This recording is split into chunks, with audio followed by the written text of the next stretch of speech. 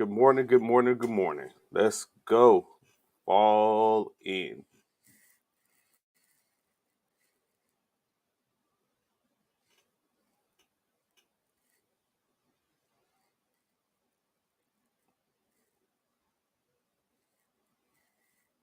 Just a couple of things to talk about. I'll let y'all go ahead and get in,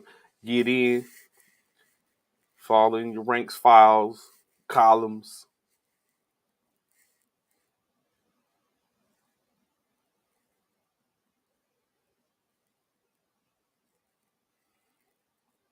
Just a couple of things to talk about. Hope all the Golden State Warriors fans got a chance to see the parade, whether it be in person, virtually, via news outlets.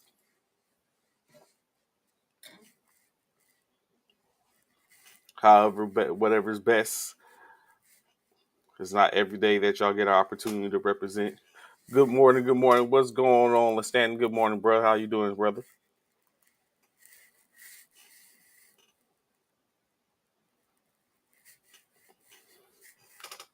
Hope everyone had a gracious Monday. Sun was off.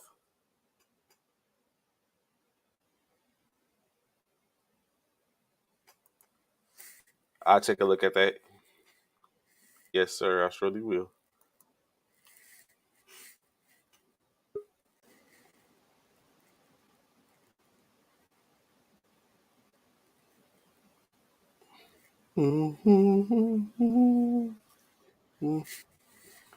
What's going on, brother?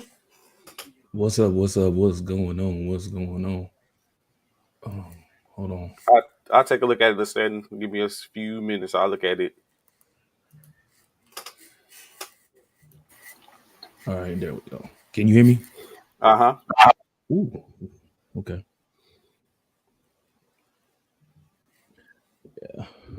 You look like you got a nice little green screen back there. Yeah, man. That's why I was off yesterday, bro. Cause I didn't jump on yesterday. Well, for one, I didn't think we was gonna have it, because I felt it was a holiday and didn't think about it. But then the second thing is I went ahead and hooked up that and told you I was getting a new computer. So my wife gave me a new computer for Father's Day. Father's Day. So yeah, so I was Shout hooking out, that. sis. Let's Yeah, go. man. Mad shots out WGO. WGO. What's going on, everyone? It's Tuesday. How's everybody living? What up, Stanton? AP Anthony? What's good? What's good? Morning, I see Bishop not here. Must be with the Eagles signing anybody. That's what we doing right now, Anthony. That's You say they was conversing and getting together. And, he had to go do a couple of. He had to meet up with Howie.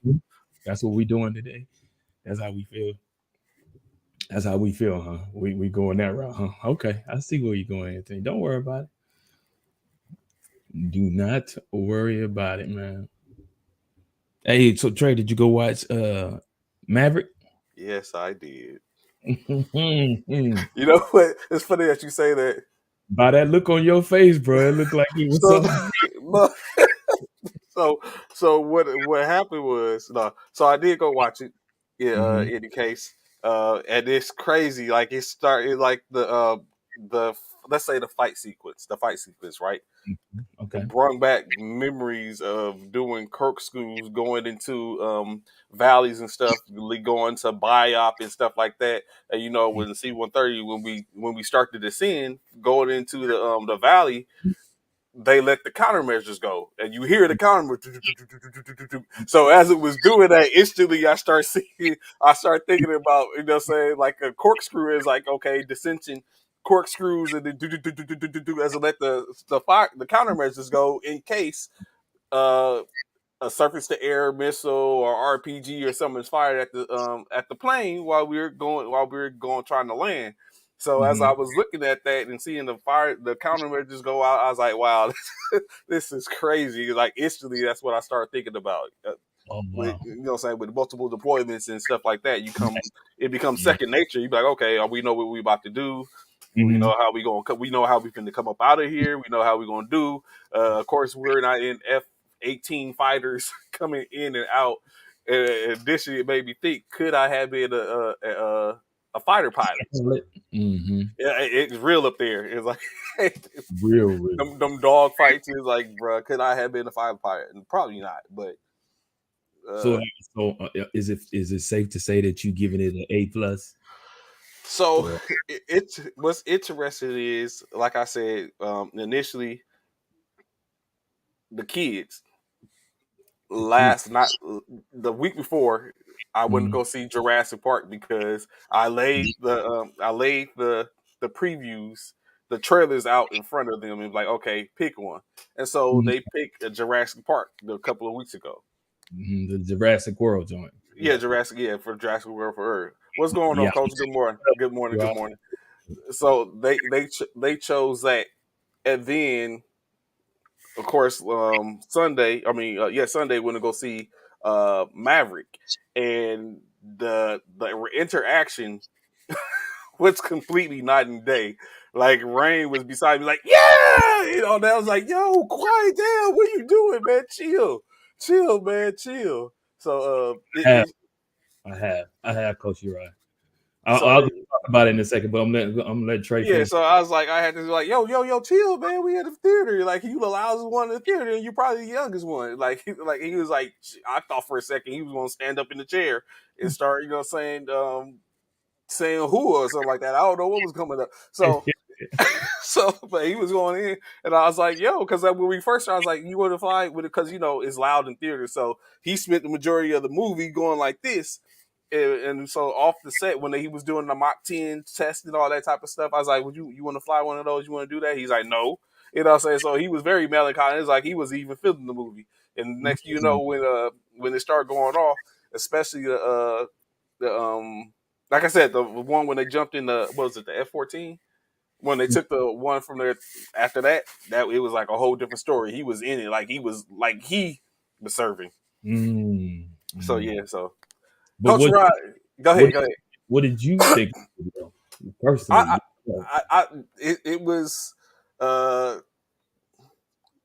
it was cool to see Tom Cruise still do it from a personal standpoint and look at it like, okay, Tom, you know what I'm saying? I'm not so sure I'm interested in I'm real interested in seeing Mission Impossible, but for the simple fact of continuity with movies and stuff like that and series you see, I'll probably check it out. What I will say, I was like, you know what, I can't wait to see Bishop. What I will say is, even though I don't want to, I'm trying to say as much as I can without doing the spoiler. Mm-hmm. But the attack chopper scene, I thought it was a wrap. The what? The attack chopper, the helicopter in the valley. Oh, okay. Yeah, I yeah, I, yeah, yeah, I, yeah, I, yeah. I thought it was a wrap. Yeah, I did too. I did too. I I thought did. it was a wrap. I did too. I did too. But I guess we have to talk about that part off screen so that way we don't. And we don't Yeah, spoil it for everybody. But yeah, yeah, yeah, it was definitely. I thought it was an excellent movie. I loved it. But to answer your question, Coach Rod, yes, I did watch Hustle. So I will say this, and I think I told Trey this, and if I didn't, I'll put it out there now. I did watch it. I heard all the hoopla about Hustle. It wasn't all that for me, bro. It was not. I was not. It wasn't. The way everybody hyped it up, it wasn't. It wasn't that for me, man. I'm gonna be completely honest. It wasn't that for me. It was okay. It was. I mean, give Adam Sandler and Queen Latifah a thumbs up for doing a great job. To see Adam Sandler do a more serious role was a little different because you expecting to hear like a bunch of punchlines. I mean, he threw a few in there, but for the most part, you expect some funny stuff coming from Adam Sandler. But I mean, when it's all said and done, man, it was all right. It was all right. I didn't. It wasn't like a must see for me. Once I yeah. finished watching it, it wasn't a must see type of movie. Once I saw, once everybody was giving me the hoopla about it, and I saw that it was on Netflix or whatever it was on. I went and I said, "Oh, let me go watch this because they've been talking about it. It must be good. Let me try it out." And I did that. And yeah, it's pretty much on the same level. Anthony Price's Jurassic World. Jurassic World was not Yeah, it was not must good. see. Yeah, it was not a must see for me either. That I expected way more from Jurassic World. I expected, being that they brought all the characters back from the original Jurassic Park to to this other one, to this most recent one, it wasn't Jurassic World wasn't all that for me, man. It was not. It really wasn't. So I yeah, right now, Maverick is still the best movie of the year currently. But there are a lot of other movies coming out. I did see the trailer to um, Black Adam. I still haven't seen that. Yeah, when I went to go see Jurassic World, I got to see the trailer for Black. That's going now. That looks like that's going to be pretty good. Now, as far as Rock being a superhero,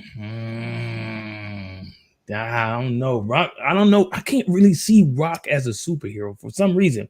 It doesn't sit well with me, Rock being a superhero. But I'm gonna give him. I'm gonna give him the benefit of the doubt. I'm gonna give him a chance to prove me wrong. But for me, Rock is not that superhero type guy for me. You know what I'm saying? That's like the Rock being a superhero is like Arnold Schwarzenegger being a superhero, or somebody like that, or Sylvester Stallone being a superhero. That just don't sit right with me. But it is what it is. We'll see. We'll see if if he rips it up when it comes out. But the movie does look like it's going to be pretty good. But we'll see. I know what I'm not going to go see. I'm not going to go see. Nope. I'm not seeing that. Nope. Just like What? the movie said. Nope. I'm not going to see that. Nope. I'm not seeing that. I did see. What other movie did we see? Oh, I finally. Have you seen that movie, Trey, called Oh? Yeah, I seen that. Seen that a while ago. We watched that this weekend. Interesting. It's interesting. Very interesting movie. Very, and I thought it. So I ain't gonna lie. I thought it was a scary movie when it's really not. It's not really a scary movie. Old is not a scary movie, but it, like Trey said, it's a very interesting movie. You got to watch it till the very end, though. You got to watch it to the very, very end. But it's very, very, very interesting. So while we're here with this, Coach, of course, as you see, Coach's Uriah's comment in reference to hustle. Also, You agree with that insertion, Bishop? That is that like highlighted pathway to so many have to just to chase. get noticed. I do agree with that. So the young man who was in where was he at in But Spain, Spain. That's what it was, Spain. Yeah. I mean, it does give us a different perspective of those foreign players on how some of them have to come up to try and get noticed in the league, and it's crazy because the owner, well, the owner, the original owner, of course. Oh, I don't want to tell the movie, but we know what happened. And then, it's crazy how some owners, when they have these scouts, because for those who don't know, the whole movie of Hustle is about a scout finding talent, basically. When it's all said and done, it's about a scout finding talent. Adam Sandler is the scout, and he's trying to find talent for the Boston Celtics. Plain and simple. Um, correction, Philadelphia 76ers. yeah, Philadelphia 76ers. I'm sorry. Philadelphia 76ers. Hold on. Somebody hit my door, bro. Hold on. No Hold on. problem. So, like Bishop was saying, basically the premise of the movie is the ideal of fighting.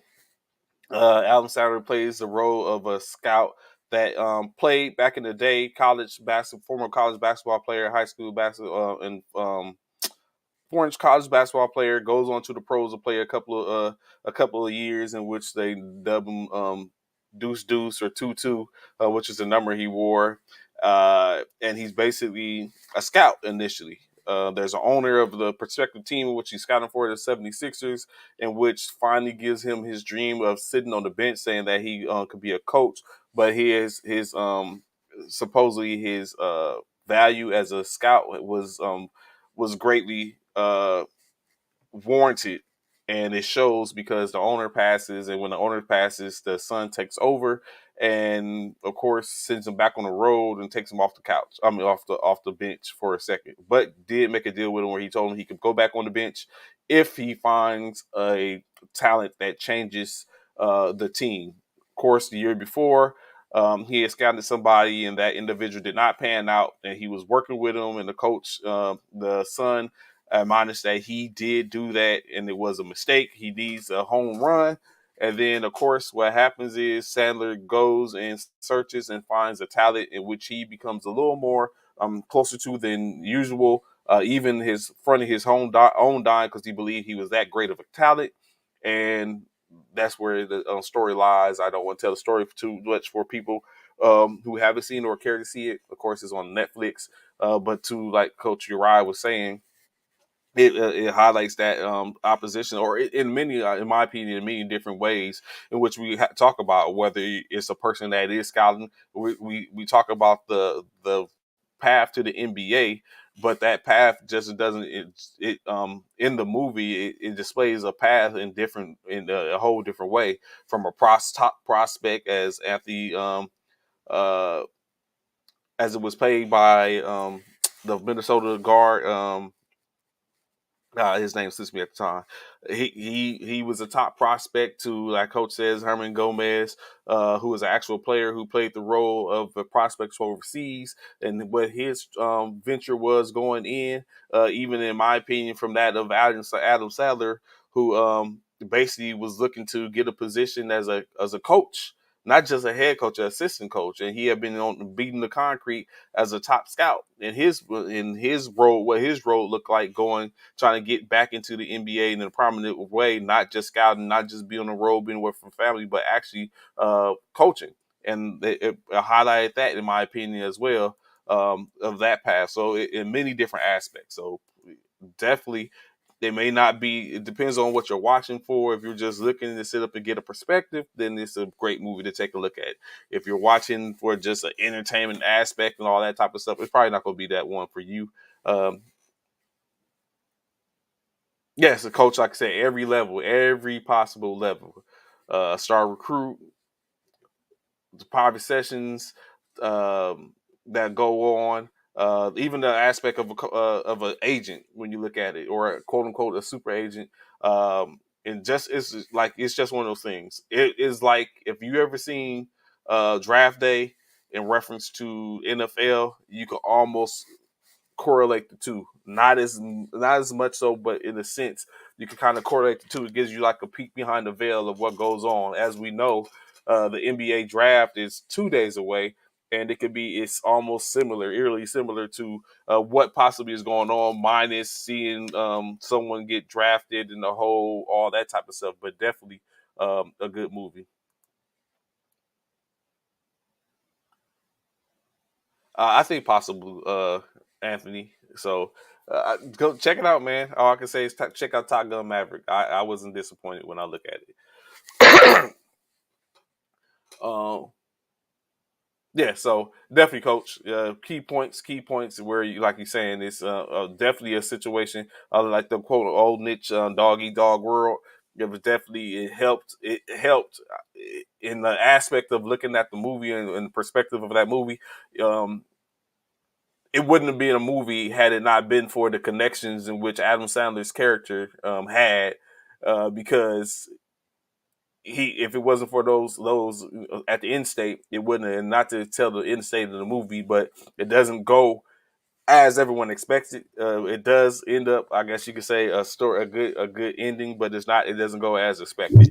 But it's definitely one of those things, Coach. Like you said, the basically who you to rely on who you know to basically get into certain things. Those private sessions that basically got him opportunity into the draft. But of course, we know how it went from there. If you've seen the movie, and then you know how it went from there in state. And then, like I said, the ending is not probably what you expected, but it's not that bad. But definitely one of those situations where uh, it gives a perspective of most likely what it is to be a prospect and what it looks like to try to bring in said prospect, even when no one else believes in said prospect. So scouting probably one of a very hard job. Of course, your ability to choose talent is very is relied upon heavily, in Yep. which can go awry because you can pick a great talent and then that talent just doesn't pan out, or it could be you can choose the wrong talent for the wrong team and it just doesn't pan out. And of course, your job basically is relying upon that. I mean, in the movie is it's a lot like what was that movie? Draft day. Draft? No, not Draft Day. Yeah, Not, I think you don't I think so? no, I think it's more so on the level of Show Me the Money. kind of sort. Oh, okay, I get what you say. All Um, right, I got what you say. what's the name of that movie with Tom Cruise in that too? Tom Cruise and Cuba Gooding Jr. Cuba Gooding Jr. It was to me, Draft Day was more of the draft aspect of it compared to how the one I'm talking about, Show Me the Money, where it was an actual. Well, he was already in the NFL, but he was trying to get a bigger contract. He was trying to work his contract to get a better contract. So Draft Day was good too. Like Trey said though, it does give you a feeling what a true scout goes through in the NBA. I'm sure it's the same with all sports when it's all said and done. But a NBA scout, it truly shows like they really have no life. You know what I'm saying? Their life is revolved around trying to find the best elite players around the world. So I don't know if people really realize that, but these scouts, they don't just stay local in the US. They go country to country to country. Like they showed him going to Japan, Korea, all over the Philippines, everywhere to try and find recruits. And again, he's married, he's got a daughter, he has a family, and he's going 90% of the time, man. So he really has no life outside of trying to find the best talent. And like Trey said, the chances of you finding the best talent are is a gamble. It's a gamble because Trey, do you agree or disagree, or anybody, Coach Uriah, Anthony? Just because you're good in Europe, does that mean it's going to transfer over into the The NBA States, league? yeah, Yeah, or vice versa for the or most vice part. versa, that Yeah, part. Because yeah. we all know by looking at the Michael Jordan story, all of the story, which how they felt, him and Scottie Pippen and all the Bulls, how they felt about Tony Kukoc. They didn't want that dude, and they did not want this dude in Chicago. They didn't. When it was all said and done, they did not want Tony Kukoc in Chicago. Coach said he was in the PX scouting. You know what? You know what, Coach? That's so funny because I showed him when I was doing my Lake Imperial thing, man. If I see anyone at the height of 6'3" or 6'4" or above, I was like, "Hey, fam, you play football? You play basketball?" Yeah, that's how it is, bro. It's crazy, and that's the same with football, bro. All sports. Because this weekend, my daughter, she has a personal trainer. She works out with this personal trainer, a friend of my wife's. Young lady, she actually trains student athletes, and and my daughter is one of the three or four that she has. Well, anyway, we was at the school on the football field, and she was doing her little training. There was two young men out there throwing a football around, and I was Hmm. trying to get together and put a team together for this tournament that's about to happen up in next month. And I'm looking for players, and it just so happened it was two young men out there, and I was like, let me go ask these guys. They throwing the ball. Obviously, they working on their football skills or whatever. Just like Coach Myers said, I went up to them, find out how old they were, what they, did they play football, so forth. So I get it. You know what I'm saying? When it's come to trying to find talent, it's hard to find, man. It's hard. I think players in Europe have a leg up today. Credit to Luca. The league has shifted so players in the US are at a disadvantage today. Oh, so you feel Europe has an advantage, or overseas players Overseas have an players. advantage over the US? And if so, why? Do you think it's because Coach Uriah, do you feel it's because they start earlier in the pros? They actually enter to the pro level earlier than they do here? Or do you think it's the competition? Do you think it's the skill set? Or what? What actually has you believing that overseas players are above, not above, but ahead of US players? I get it, Coach Byers. That's how we all build our teams, man. We try and find any way we can to build teams, man. Any way we can. If we can find that diamond in the rough, man, and find and hope that that player comes out to be, what he in that movie in Hustle, uh, which was a good title actually. I like the title because it makes complete sense. Finding talent and developing talent is the key. Facts, true facts. Because I think it's all the above. Skill set setting, starting early, and the NBA rules have catered to that market to help the league grow globally. Okay, okay. That makes sense. I feel you when you going with that. I feel where you're going with that. All sports overseas players are built different because they start early and hustle harder. Now, do you really feel like they hustle harder though, Anthony? Trey, you agree with that So statement? what I would say, I'm a person that believes so firmly in not spoiling people or spoiling or say. So what in my opinion, the players in the U.S. sometimes can be spoiled or feel entitled, and they lose that. And some of them lose the mindset of the grind and the hustle part of it, in which for a player overseas is a little bit different, especially if they're because the money's here basically. Like the talent might be a little, the curves might be different overseas, but the money is here in the U.S. So they have to break the barrier when you have so many players from all walks of life, whether it be armed forces athletes, collegiate athletes, prodigy. High school players and all that type of stuff to get into the league, as well as break the barrier to get to for them to get into the league, and they can go a plethora of different ways. As we know, the NBA has the academy now. You have the NBL in Australia. You have the G League now, and you have saying you're going through prep schools, college, or just basically playing overseas, getting becoming the best player overseas or in your area, and then getting an acknowledge and then taking a chance in any case. And it's like it's a it's only a small opportunity.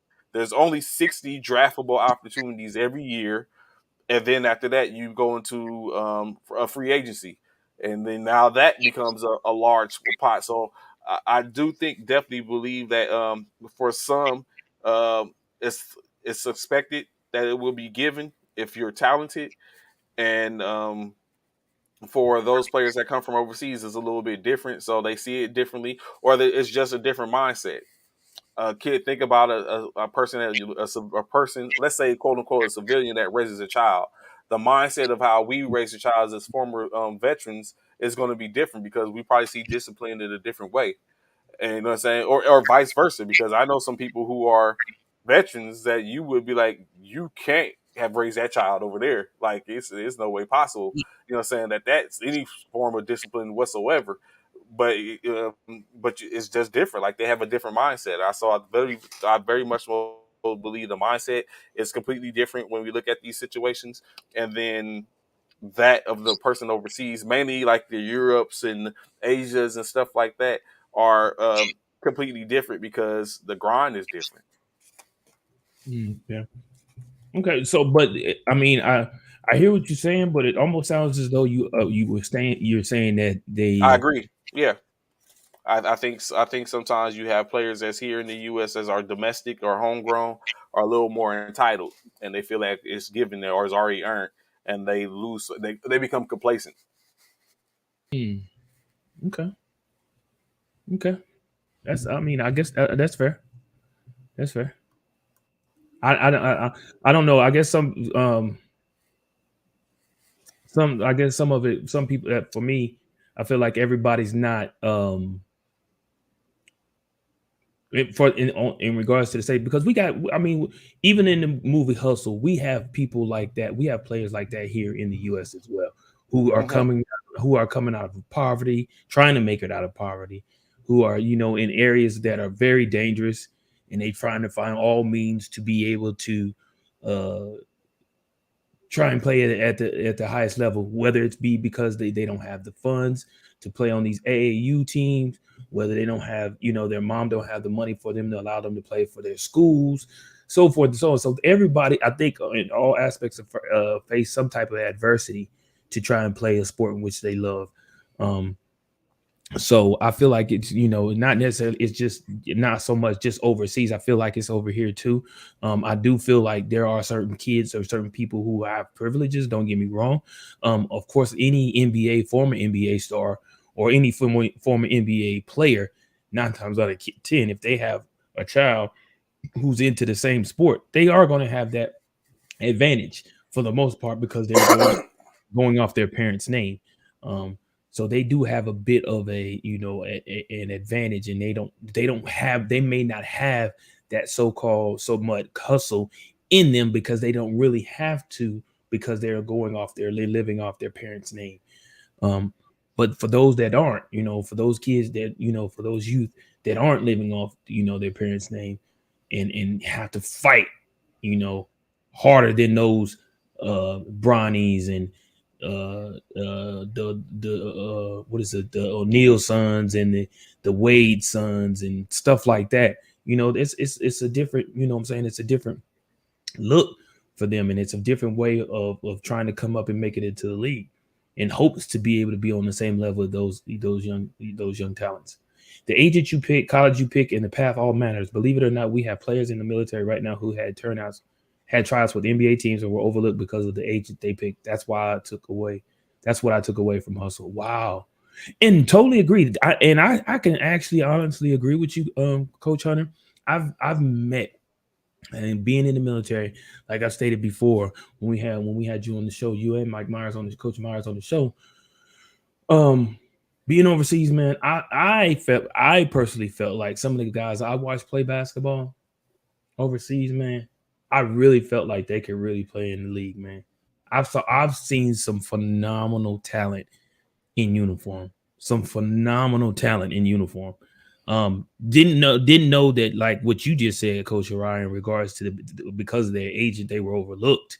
Didn't know that. I didn't even have an idea that that was maybe one of the reasons why. But I do know I have seen some phenomenal talent in uniform. And this is I've even known a guy who I knew a guy who was a good friend of mine. He was a boxer. He was all army boxing. He actually fought one of the Klitschko brothers. Klitschko brother. He got knocked out, but he fought him. You know what I'm saying? He fought one of the Klitschko brothers. He was a good friend of mine. We was real cool and stuff like that. But he was a great boxer. He was a good boxer. I've seen female basketball players. Um, I've seen a lot of great talent. Track runners. I've seen it all, and you're right. I mean, I don't know. I didn't know, like I said, I didn't know about the agent part, but man, that's sad that because of an agent they may have missed a huge opportunity to be able to play at the highest level. But I'm happy to hear that they play, and that they still that they're able to play for you, Coach Hunter or Coach Myers.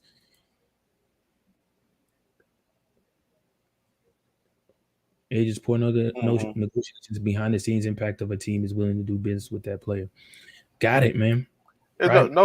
no different than that of, let's say, well, you've been a DFAC manager in the Mm-hmm. fact that we a military, and how many times has it been to where you went to do a transfer, and some people were like, nah, I'm not messing with them over there. You know what I'm saying? A dining facility, like, oh, hey, I need some, let me get a couple boxes of hamburgers or whatever case like that.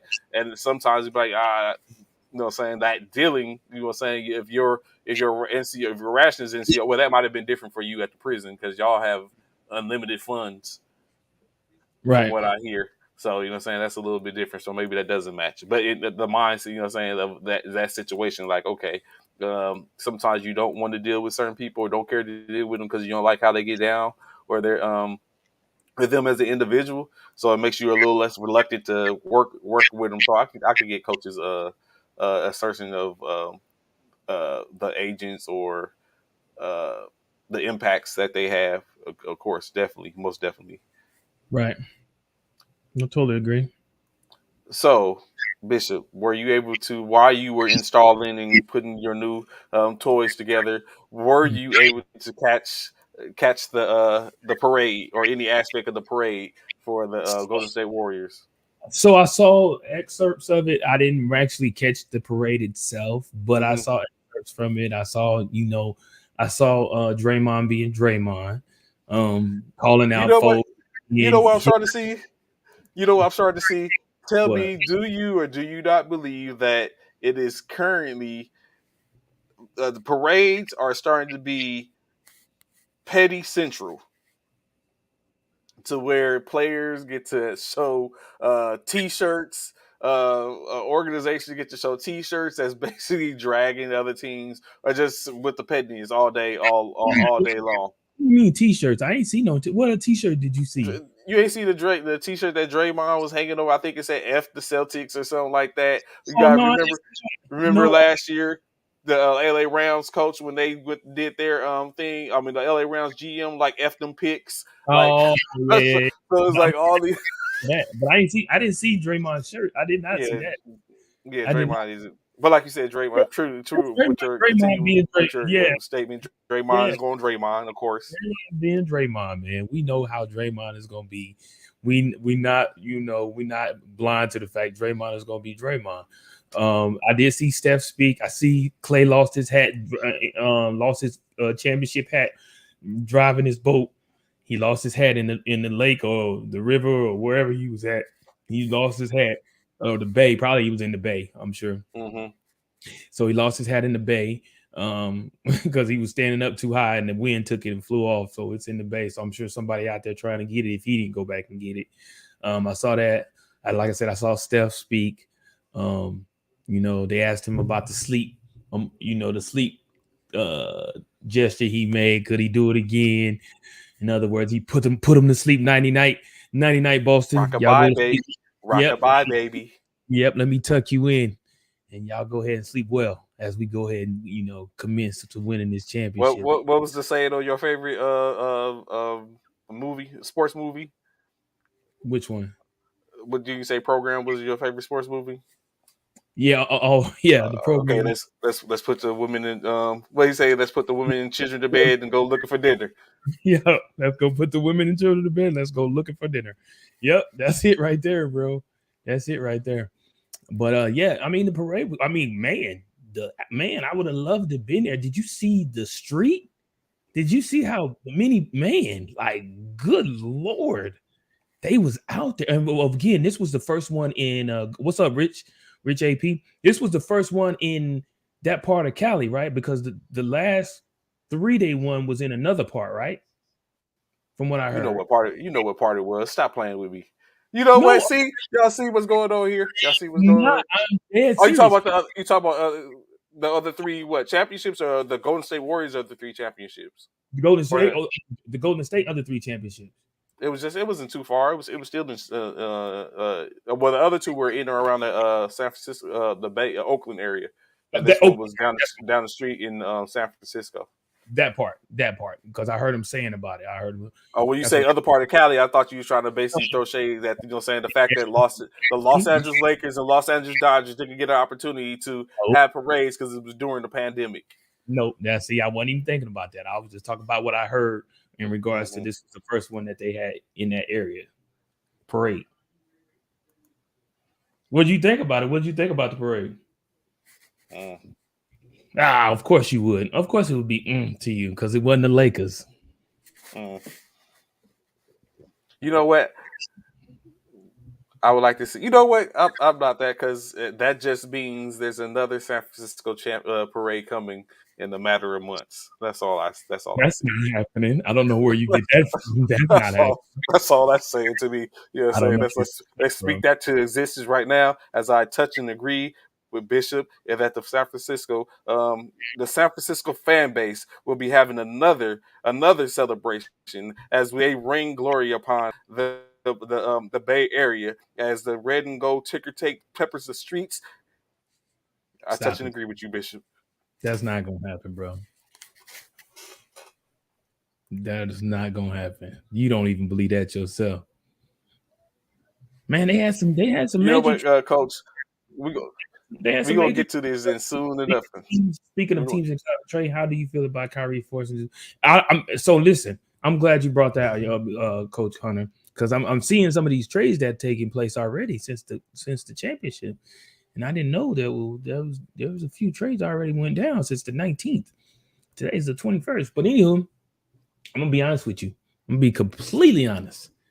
If Kyrie go to the LA Lakers, bro, Wait, hold that thought, hold it thought. We got a session for that specifically, where you be able to sit up and say the blasphemous, whatever blasphemy you're about to say right now. You'll be yes, able to say because I'm not here for it today. I don't want to hear that, but we're going to get to there separately. But of course, saying this cops up decisions. As y'all know, the Orlando Magic have the number one overall pick. But Mm-hmm. Bishop, tell me, if you were the GM, there's going to be a lot of GM talk today. If you were the GM for the Orlando Magic, is it safe to say that you probably would have already had in mind what you wanted to do with this number one pick? Not to mention you have a 34th and 35th pick As well. as well, but the number one pick. Or do you think it's a fair assertion just for him to not be decided? Like it could be a last minute trade that comes in that he's like, you know what, that'll work, that'll get me off this number one. But to be undecided at this point, 2 days, less than or for 48 hours, When is less the than draft? on Thursday. Thursday. Thursday. Thursday. Yeah. No, it's not. No, so for me, as a GM, I can completely understand it, right? Because again, like I'm sitting here seeing, we had Mm-hmm. on the 19th, there's 5 trades that's already done happen. You know what I'm saying? Mm-hmm. We've gotten 5 trades already. Eric Gordon goes to South Beach. We've Mm-hmm. got John Collins heads lands in the Pacers. We got Mm-hmm. we And got we was Jeremy. just me and MEB Herc was just talking about that yesterday. Yeah, Jeremy Grant joins the Timberwolves. I mean, and then Blazers trade back, pick up Lou Dort from the Thunder. Like it's so much. And Knicks move up to number 4, win Jaden Ivey sweepstakes.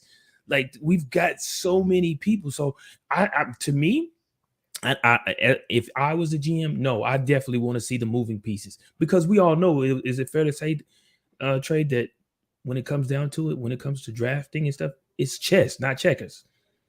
It's chess. It's definitely chess. Mm-hmm. Correct? Is that Yes. fair to say? So being that it's chess, you got to watch the movements on the board. You got to watch all the movements on the board. If you're not paying attention to the movements on the board, you could fool around and miss out on something big. And especially being and that's what a lot of people don't understand. With you having the first pick, that's huge. The first pick is very big because the first pick can make you or break you in the upcoming season. Because of course everyone is looking at, okay, who does Orlando pick? Oh, they picked this person. Okay, now when the season starts, let's see how this number one overall pick for Orlando does compared, because we know when it's all said and done, when it comes down the line later on in the year, this time next year, when we get down to the play in and the playoffs and all that, everybody wonders, oh, Orlando picked the number one pick. They didn't make the playoffs. They didn't even make the play-in. But you're looking at the 32nd pick that they made, because you said they got another 30, they got a 32nd 34th pick. and 35th. Yeah. Yeah, or 34th or 35th. They got another 30, they got a 34th pick, and this got balled out. Mm-hmm. You know what I'm saying? So it's like I said, when it's all said and done, it's chess, not checkers, man. So That's why LA kept Kyle Kuzma as opposed to everyone else because he was value.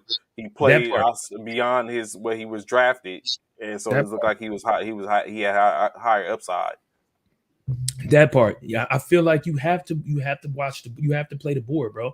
It speaks volumes to the talent in this draft. This is the year you 3 to 5 legit number one options. This draft is deep. It is. It's real deep. It is.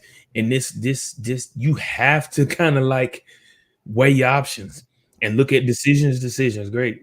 And you have to weigh your options. You have to pick. You got to look at what's going to be a good fit for your organization as a GM. Mm-hmm.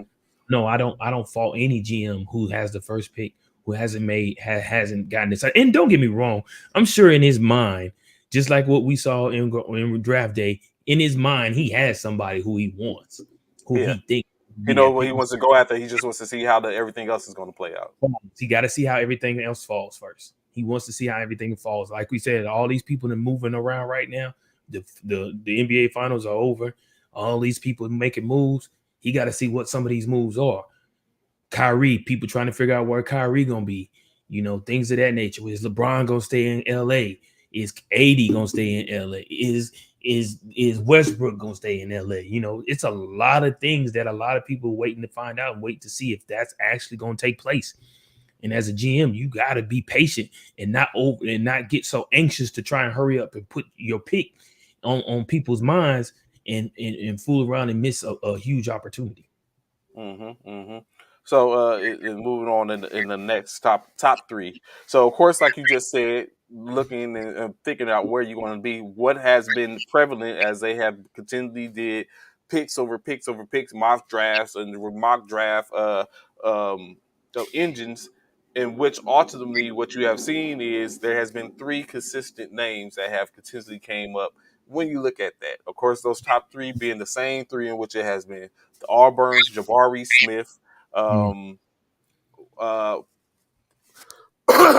Pablo from Pablano from Duke, and Holgren from Gonzaga has been consistently considered to be the top three picks in Thursday, or what could be Thursday's draft. As far as late as Coach Rye was just talking about, I think it has caused Chet Holmgren kind of to shift in the balance of it because he didn't do any testing, and he has relinquished his medical records um, to the NBA so they can do their searches and take a look, or for them to be able teams to be able to look at. So of course you have that, and then but what it has said is consistently the draft, the mocks have basically stated that Jabari Smith is most likely to be the number one pick, with Holmgren at the time the second pick, and Plablano the third pick. In which now it's a possibility that might change due to the medical aspect of it as when it comes to Chet Holmgren. So I know Brooklyn is in the top three right now, but of these three players, is there anyone that stands out to you, Bishop? Well, I like Chet Holmgren. Mm-hmm. Um, I like old boy. What's his name? AJ. Oh, of course, Griffin. AJ Mm-hmm. Griffin. Duke. I like him and Jaden Ivey. I like it. I like those three. Even though, like you said, we're not in the top, in the pick top three in the picks, but those three, Ivy, uh, Holmgren, and Griffin, I like both of those guys. I think they could be huge impacts coming into the league if we were able to fall upon them. But again, those are one of 10 prospects that are looking to be picked up. So I mean the chances of them those guys being available um are are and I also like Tyree Eason from LSU, that forward from LSU. I like him too. Okay. 18, So 19, 20-year-olds. Why are the medical records even being discussed? Because you got to, Rich AP, medical records have to be discussed because of the fact they, as a GM, you got to know what you're getting yourself into in regards. Because look at what we've seen in regards to Zion. You mhm. have to know these. You have to see what you may be encountering with guys who may have, and McGregor Golden, Oh who was yeah, the biggest, without a doubt. the biggest, Michael Porter. So yeah, they knew what was going on with Michael Porter Jr. though. I think they just took a chance, and it hasn't panned out the best for him. But like you said, definitely the Greg Odens. Greg Oden was one of the biggest prospects, and he did, because of injury, he did not pan out, and they lost a lot of money because of that, because of the fact that he just did not, because of injury. So that's one thing they have to do. They have to look at those medical records and see how bad of injuries, or if they've had any injuries, how it could impact the player as well as their team. That's huge. I don't fault nobody for wanting to look at those young guys in medical records. And I understand probably what you're trying to say, Reach AP, 18, 19, and 20-year-olds. You feel like they can bounce back because they're young, their bodies are still maturing and growing. However, depending on how bad these injuries are, some guys don't ever recover. Greg Oden is one. They don't ever recover from those injuries. Never recover. We all knew Zion had bad ankles and overweight. Was he excuse me, was he really overweight coming into the league though? Zion was basically the same bill as Charles Barkley, bro. Was he really overweight in your opinion? Was he overweight to you, Trey? Zion Williams? I think it was just based on the fact that how he was, his frame and how it looked for him to be the position, and uh, so it was. I think it was a aesthetic situation. That part, Coach Hunter. That's great. That's a great point. Greg Oden calls Portland Kevin Durant. That's a great point, man. I don't feel like I don't feel like Zion was overweight, bro. In my opinion, Rich AP. I don't think he was. I just feel like that was just his bill. He did. Greg Oden got worse as he got into the league. His injury just kept plaguing him. and he never took off. He is one of the biggest butts in NBA history. It never took off because everybody knew Greg Oden was dominating in college. He was that dude, and they just knew he was going to be the next guy, the next, Shaquille O'Neal, Akeem Olajuwon, big man in the league. Never hit the court enough. So Didn't hit. Bishop, another GM type question, as we know, like you said, as we get closer to now, what is perceived to be what's going to be the draft, and then going into free agency. I ask you this question: You're the GM. Are you drafting the best available, or the best available for your team? Which, of course, could be two different things The best available or best available for your. for your team. Like, let's say for some reason, let's say Holgram is available when you come Mhm, down to pick 8, and mhm, Holgram's still available. Are you mhm. taking Holgram even though you don't need a center? Are you taking Holgram, or are you looking at going out what you perceive would have been best for your team? So again, I think, excuse me, when it's all said and done, I think it depends on what team it is. So if Hmm. for let's say my Nets, right, in Uh huh. Nets, and Ingram's available at center, I'm taking him. I'm taking home because we need a center presence in Hmm. in in Brooklyn. We definitely need a center presence in Brooklyn. So, but I understand what you're saying. The best available or the best available for your team. I get that. I think that's all up on the GM and their team dynamics.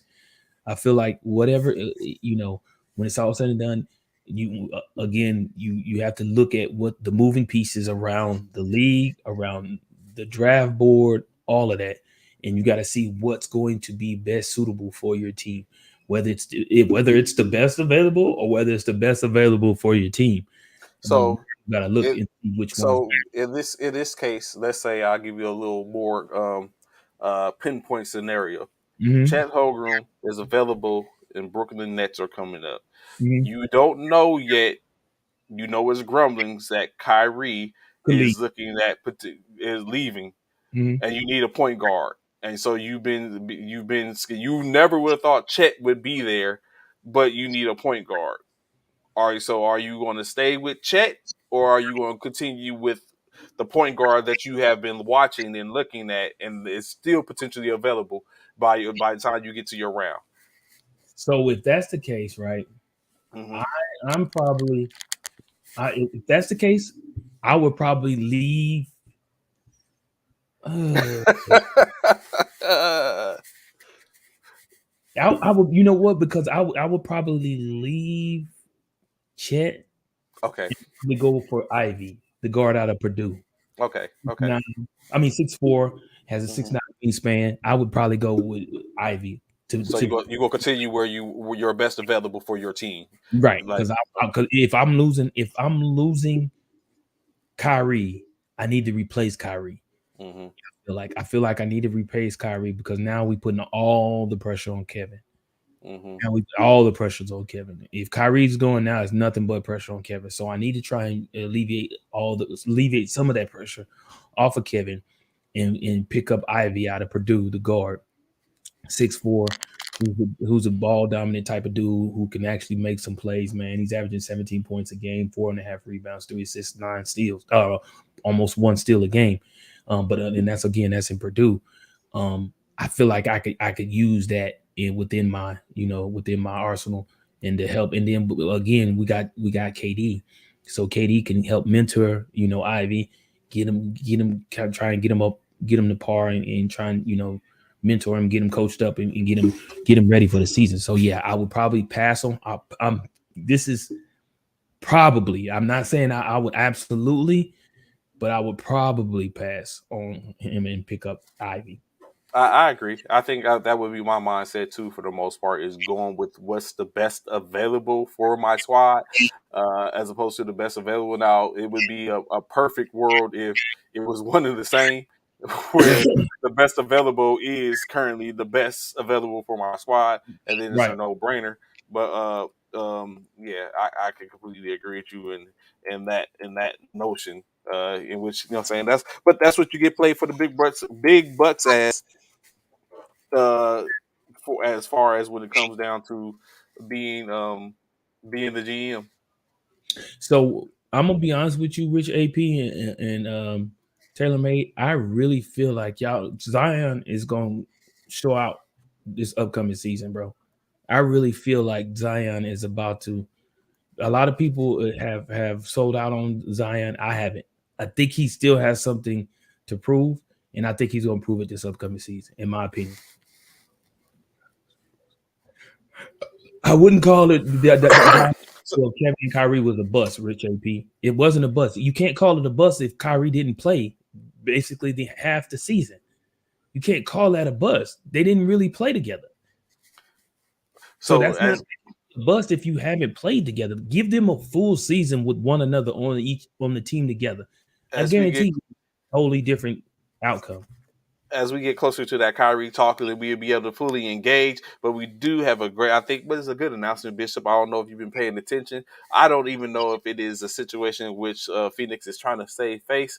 But in any case, Phoenix has hired um, Morgan Cato, who becomes the first woman of color to hold a position as an assistant GM in the major sports league. Additionally, she will also be titled the vice president of basketball operations, giving her the distinction as one of the league's highest ranking women. Uh, as she kind of like made her way through working with the league offices and working initiatives and putting forth the effort to build things. She worked with the basketball, in Africa, the basketball Africa program from the Mhm. NBA, as well as other initiatives of building overseas connections. I guess the position came up. She interviewed for it and she was hired. So now you have Morgan Cato, um, African American assistant GM for the Phoenix Suns, as well as vice president of basketball operations. And then, of course, in the same breath, you have newly promoted Atlanta Hawks GM Landry Fields, as he was. He used to be the assistant GM. He was promoted to the GM for the Atlanta, in which one of his first assertions, he's not due to take over the position until July 1st. But one of the first assertions he has, he emphasizes defense during the off season. So of course I'm willing. So the president of basketball operations, is expected to, I would presume, do the picking for the draft on Thursday. I'm very sure he's going. Hopefully, he's been talking to Landry and having him to give his insight. But that's one of the things during the offseason which they plan to do, is work on building the team with a defense first mindset. Uh, so we'll see how that goes. I know one thing I asked Bishop in this session segment is, you're the new GM, right? Mhm. You just said we're going to emphasize building D on offense often during the offseason. Also, what has been put in your ear is the owner is upset about how things have went in the last 2 years. He basically stated, the owner, Tony Resser, basically stated that he felt like the team was complacent, that they should not have brought back the same team that they went to the Eastern Conference Final with, and uh, that the team didn't get better. And so, in that said, he said that will never happen again. What does that do to you as the new GM, where where your slate? Do you feel like your slate is clean, or do you feel like, man, you already got issues? Because what if you had the mindset of, I like this team, I think we could bring it, we think we could do something, and your owner is like, nah, we didn't get better, and it won't happen again. I mean, when it's all said and done, proof is in the pudding. Mm. They that team has gone. That same team did made it last year to the finals. Couldn't close out. They lost to Milwaukee. They lost first round the next year. And then lost first round next year. So I mean, proof is in the pudding. What I mean, it's not like you're making it to the playoffs, but that's it. You can't get over the hump. You know, it's almost like the Dallas Cowboys with Tony Romo. Yeah, you making it to all these games and all these doing all this, but you can't get over you can't get over that hill, that hump. And with that, that's that. I mean, you almost can't say nothing to him. It's like That's like pressure. That's yeah, definitely pressure. when you bring that up, it's like, well, I can say like he got a It- force. but that could alter the whole mindset of you as the GM. Like, yo, like you know, say I'm very sure it was Me, discussed during I hiring. think, but for me, I think that would be a reason for me to be more passionate and more hungry to try and find a way to find the missing piece because obviously there's a missing piece there in Phoenix. There's a missing piece. Yeah, we talk Not, about not, not Phoenix, Atlanta. and are we talking about Atlanta? Yeah, The Atlanta Falcons. Hawks. Hawks. Yes. I thought we were talking about Phoenix. No, Oh, I mean, Phoenix. She just took over, but Phoenix has the new GM. I mean, Atlanta has the new GM. we're talking about well, shit, same thing. Atlanta, same thing. I mean, they done made it to the they ain't made it to the finals. Yeah, They they haven't. make it. They made it to the Eastern Conference Finals last year. Yeah, they got This year bounced. they got bounced in the first round. Right. And that's when you said the first they got bounced out the first round. I was like, Phoenix didn't get bounced the first round, but I got you. Okay, but still, same goes. Atlanta. I mean, you Trey Young. You need some. Again. They still have some missing pieces. It's something that's missing out there in Atlanta, out in Hawk Nation that they need, and they need to find. They need to find that missing puzzle piece. And I feel like with the owner saying what he said, or whoever it is that said what they said, that should give you that should give you fuel to want to go find that missing piece and say, hey, look, okay, I heard what you said. I'm going to get this guy, or I'm going to get that guy. We gonna make it to the conference. We gonna go make it to the NBA finals and try our best to win. But yeah, Atlanta, they are missing something. What up? What up, Frat? What up? Yeah, they are missing some pieces, man. Atlanta is missing something. Trey can't do it by himself. He has a little bit of help, but he needs some more. He needs some more.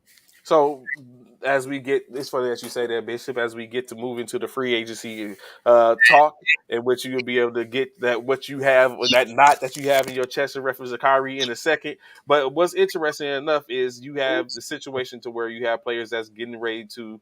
As they have an option to get rid of their team, I mean, player options, where they can elect to decline that option and become re-enter free agency. One of those players, and Bishop, and tell me what you think of this. PJ Tucker is expected to decline his option and go into free agency. He's leaving $7.4 million on the table with an option to probably go back in and get selected and to get recruited in free agency and make more money. Are you leaving 7.4 on the million on the table if you're PJ? Any in Miami? Yeah, he's leaving Miami. He's He leaving Miami. he was a A series key. making the finals. Yeah, he was key in Miami doing that, and he's Yeah, leaving. I'm not He's leaving. looking for more money. No, I'm not leaving. PJ, I don't know why. PJ ain't getting no money like that. PJ ain't that dude. He ain't no more money, man.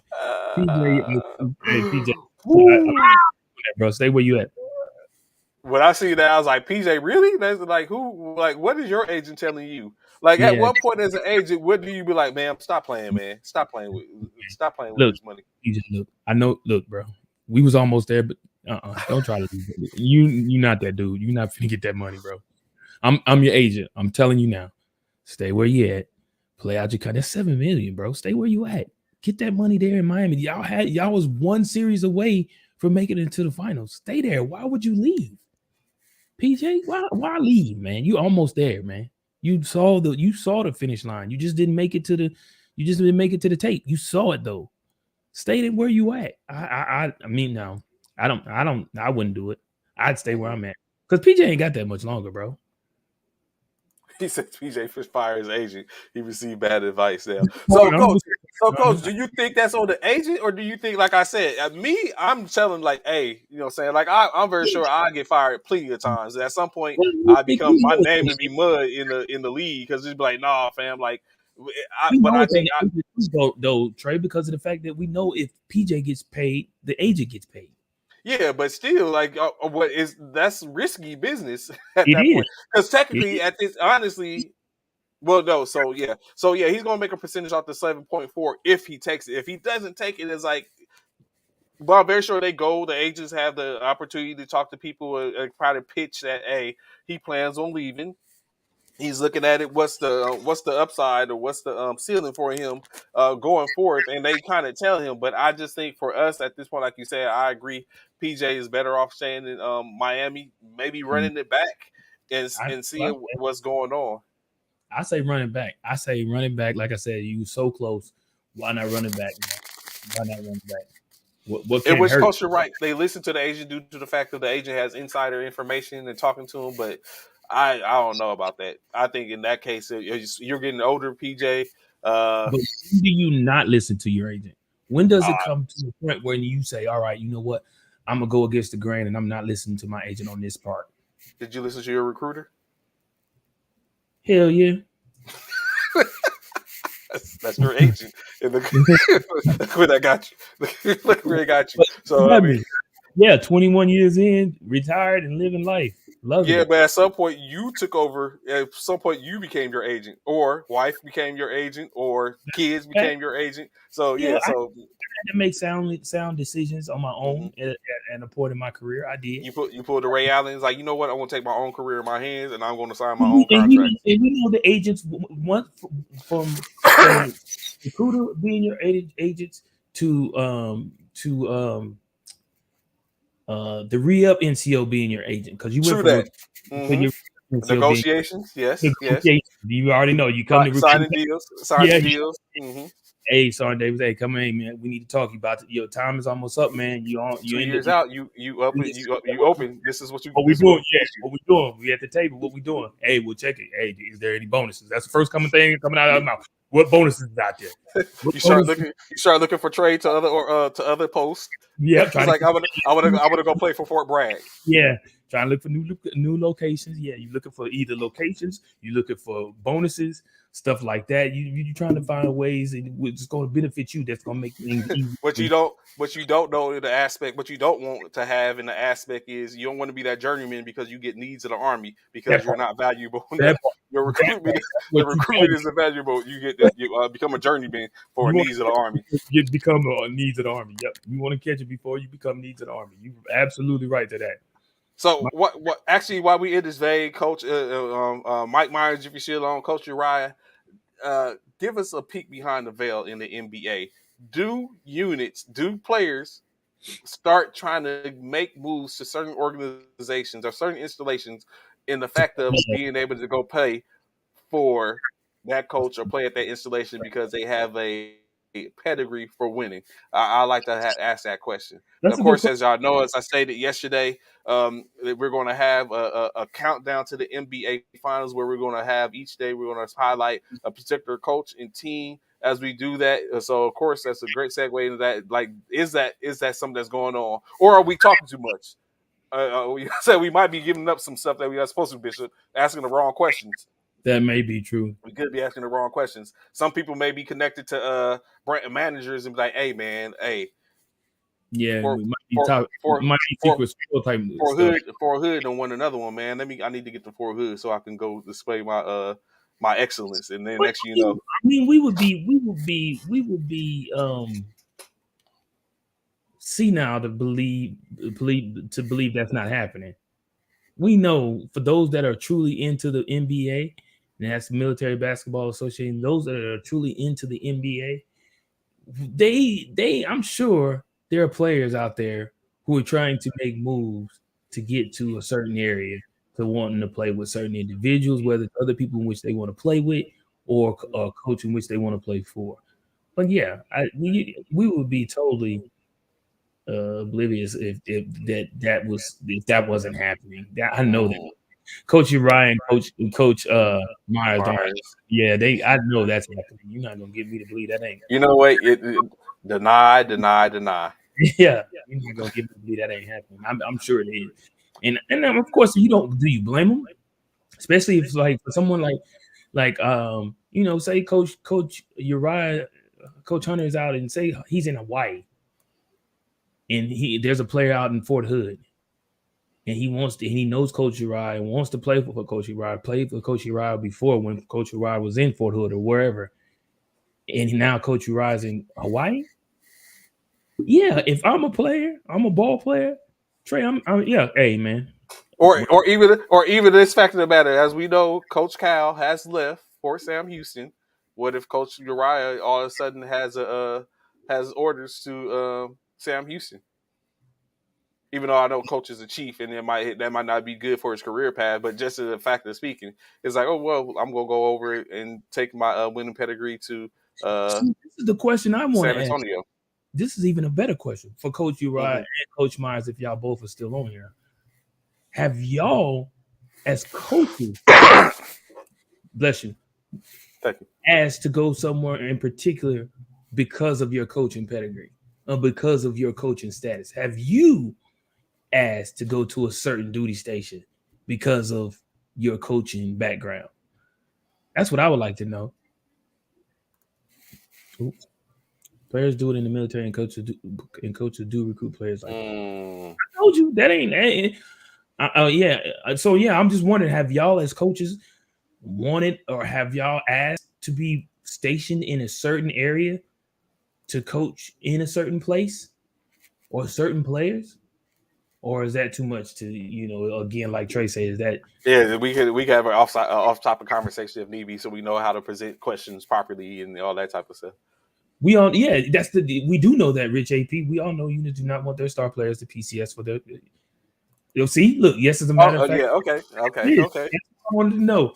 Yeah, because And so you got to think, especially coaches like Coach Mike Myers has been at the USA level. So is saying different. Of course, there's levels to the coaching. If y'all been paying attention to listening to as we did shows, especially with the NBA, and so it's definitely different levels to it. So when you're coaching the elite, and get them all in one space, but you would be foolish if Bishop is coaching at Sam Houston and I'm coaching at Fort Polk, and we both have the opportunity to play. I mean, to coach USA men's basketball for the military.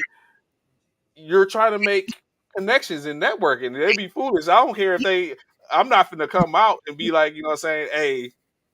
I hope saying your players aren't letting me know like, hey, Coach Trey trying to get me over to to Fort Polk, but you foolish, what's going on. Like I'm recruiting. It's like, hey, we got a position on here. You what you say? What your food service? Hey, we got a new defect that just stood up that needs a defect manager.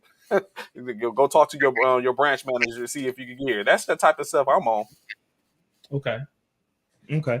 For me, no. So for Coach Myers, yes, but for Coach Hunter, no. I go where the Army tells me to go. As a warrant, I can influence my duty station because I have a lot Mm-hmm. of. Okay. Okay. That's fair. And I totally get it. You might need to have me on the show for a segment. Of course, Oh, you without a doubt, Coach. We can run it back. We can definitely run it back and bring back. So, yes, sir. Just definitely, let me man. know what's best. When I Yes, took that's the a full topic program, indeed. coach is already here. I reached out early and asked to join the staff to be a part of the program. Certain players will I remember PCS. telling us that. Yeah. I've seen it. Truly believe that. I truly believe that, man. That's why I asked the question, man. I was wondering. I build programs where I might, and And that's see, good. so Coach, it seems like Coach Myers has a different aspect when you look at it. It's like he doesn't ask. So basically, what I'm hearing is I don't need to ask to go anywhere. I'm going to make the best of the situation where I'm at. It doesn't need to go anything other than that. And I feel it. Well, that's how I feel. Like, you know what? If I come here, if I'm going to pick up this mantle, then I'm going to do the best with it at that mantle. Just go where I am. I like the luck of the draw. Uh, it's like playing games. I don't like to sit up and go get the super team. I want to get a team that's still middle of the field because I feel better once I get the W as opposed to. Well, not only that, but you get more respect because Mm-hmm, how many times have we said? How many times have we said? And I've even heard people mention it, about that with with Kerr. You know what I'm saying? That that team in which Kerr has won with was mm-hmm, built before he got there. So therefore, he fell into a winning team. You know, mm-hmm, so a lot of people, Coach Pop didn't fall into a winning team. He built that team from the ground up to win championships out here in San Antonio. So so you get a different type of respect when you build your team. mm-hmm. Now mind you, If you pulling people from other places, that's still building your team. But if the team is already established and they have a pedigree of winning, and then you come in and fall in place as the coach there, that really doesn't say a whole lot for you for the most part, in my opinion, because the team was already winning before you got there. You fell in, and all you had to do was pretty much, plug and play here and there, and it was done. Everyone wants the best kind of reality is you have to go find it. Facts, true facts. I truly believe that, Coach Myers. I truly believe that you got to find talent. You do. And it, like I said, like I was saying earlier, sometimes there's a diamond in the rough, and you just got to be able to weed it out and look for it and know where to find it. You know what I'm saying? Maybe in a motor pool, maybe in a dining facility, maybe in a hospital, maybe on the flight line. You know what I'm saying? Mm-hmm. It's all about, you just got to find it. Maybe a person who almost could have almost made it into, may have played college ball, but got an injury and wasn't able to, continue their career at the highest level. So therefore, they went into the military, but can still play ball. You know what I'm saying? At a high level, they can still play ball. But all the PXs, coach, all you get all Every time you take a trip, like, hey, you know what I'm saying? What you in going on front of there? the PX like the dude in front of Walmart ringing the bell. Bing, Hey, bing. you know what's funny? When you said, as you were saying, I was just thinking, bro. I remember chasing some dude, walking around behind some dude in Walmart one day. Like, hey, I was looking. I was like, man, I can see this dude over the aisles. I was like, hey, man. So finally, I walked up because you gotta kind of look at pressing because it's like you look suspect. It's You like, do. yo, fam, like you look like you trying to human traffic me. Like, what's going on? Like, so it's like, it's like, so I'm walking around. I was like, hey, I was like, this is who I am. This is what I Man, do. look, man, I I just ain't, want to know. stalking you, bro. I just need to. I'm just trying to top it up with you real quick, man. Look, I'm a founder. I'm a coach for such and such and such. Such. Yeah, yeah, yeah. Hey, man, I got a team. I look like you can play some ball. Hey, I would love to have you come out and try out with us or whatever. However, but yeah, I get it, man. I get it. Anyone can buy a plane ticket and sit on the bench. The real ones know how to recruit and develop. Uriah Hunter is a real one. That's what's up, man. That's what's up. Mad love to showing love to each other. In the military, some players never get a chance because some coaches rely on the same talent and never give players an opportunity to develop. Now that part, coach. Now that part. Now, see, this is what I was saying in regards to coaches falling into a team who's already established winning championships. And then there's players that are on that team who've never, because the previous coach may have never had the opportunity to shine, may have never even had an opportunity to get on the court and show their capabilities, their talent. Now, like Coach Uriah just stated, because of that, there are some talented players that are on the bench who don't get that opportunity. And as a coach, you have to recognize that and be able to implement those players to make the team all around solid team. Now, of course, some coaches we know, and I'm not saying Coach Uriah or Coach Hunter are like that, but we know some coaches have their favorites, and some coaches will never rely on their bench if they don't have to. The only time they rely on their bench is if they have to go to, because of the fact that they got injuries or foul people, players fouling out, certain things of that nature. But for the most part, we know some coaches don't ever rely on their bench for anything. I've watched games where I've watched coaches play their entire team the entire game, bro, the entire game, because he was so afraid to make change and putting somebody in and losing a lead. I have 46 players in my men's program. Only 10 go to the events, but everyone has had an opportunity to play this year. That's what's up. That's what's up, coach. I applaud you for that. I commend you for that. That's what's up, man. That's what's up. Because all coaches are like that, bro. I'm sure you know that. All So coaches are like that. so additionally to the conversation we was having of PJ Tucker, you have the same situation that's going on with Nick Batum that plays for the Clippers. Of course, his situation is a tad bit different. Although Nick Batum is declining the $3.3 million uh, to play, he has the ideal is that he's going to decline his $3.3 million offer and that he's going to enter free agency, but the expectation is that he's going to be re-signed by the Clippers. Just so it's just a play on money. He plans to stay with the same team. So in doing that, that's a little bit different from what PJ Tucker is doing, which PJ Tucker seemingly is looking for a whole new team to pick him Thanks, up with a better opportunity for other better aspirations to go coach. So hold on, let me get to what this coach saying before we go into the next. We have seen what. Basketball exploded in the last 5 years. Why? It's the installation level coaching is making it happen. They're not just a platform; they're the catalyst to what we have done. That's what's up. And I'm gonna be honest. Until you came on here, Coach Myers, Coach Hunter, and excuse me, and Trey introduced y'all, I didn't even know nothing about the NBA. I'm gonna be completely honest. I didn't even know there was an NBA. I have been following the NBA for, let me see, actually 4 years. I have been following the NBA for 4 years at that point. So little by little by little by little, I was watching, and and so of course, like I said, when I start working on, well, actually 5 years. But if I, so I guess I caught them just, saying I was, when I started paying attention was about 4 or 5 years ago. And then when I got in position to do something in reference to how Fort Polk was doing, is when I started paying a little bit more attention. And of Mm-hmm. course, with this platform, we was able to bring on to get even more so, and like it, ideally, exactly doing what it's supposed to do is like inform and let people know, like, this is what's up, this is what's going on. The military isn't all about deployments and all that type of stuff. It's a lifestyle. It's definitely, saying we can have the same things in which people do on an everyday basis is the same things the service members does. It's just they have a little more added with that. So uh yes, like you said, everyone would know about 3 weeks. True That's fact. that, true that. I like Yeah. that. I like that. I like Nick Bantam still has value. I understand his move because it's being communicated to return to the team. Still risky, but makes sense.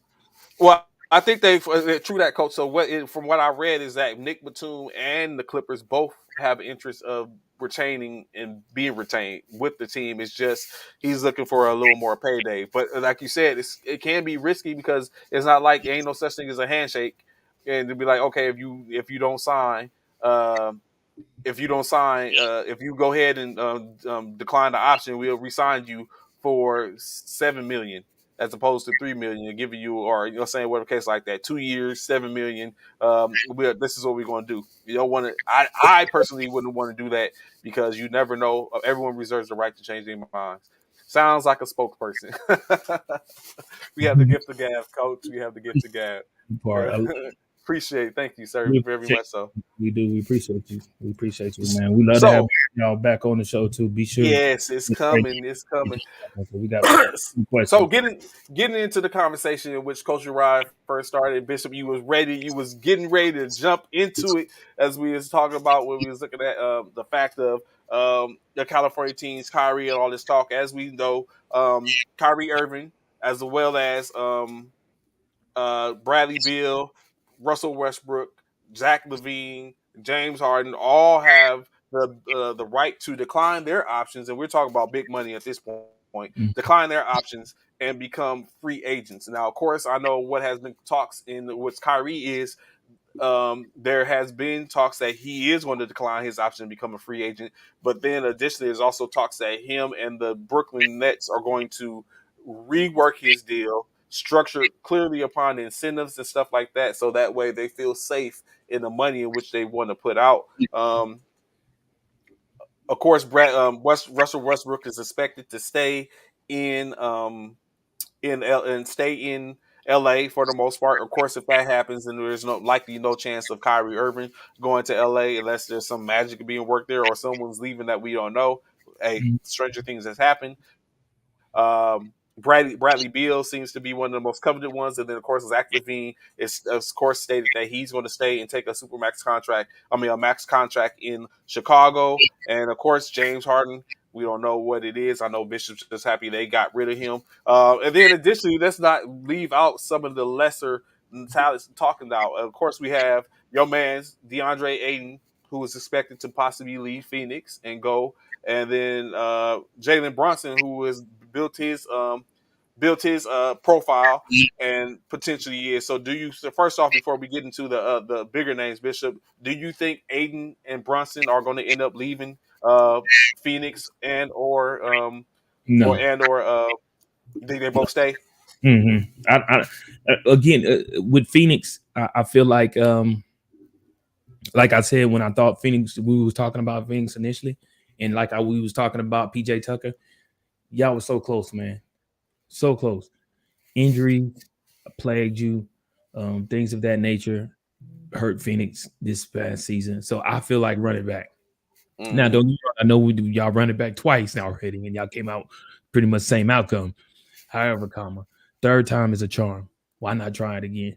Run it back, man. If it don't work this time, man, I mean, yeah, y'all may pick up something in the draft.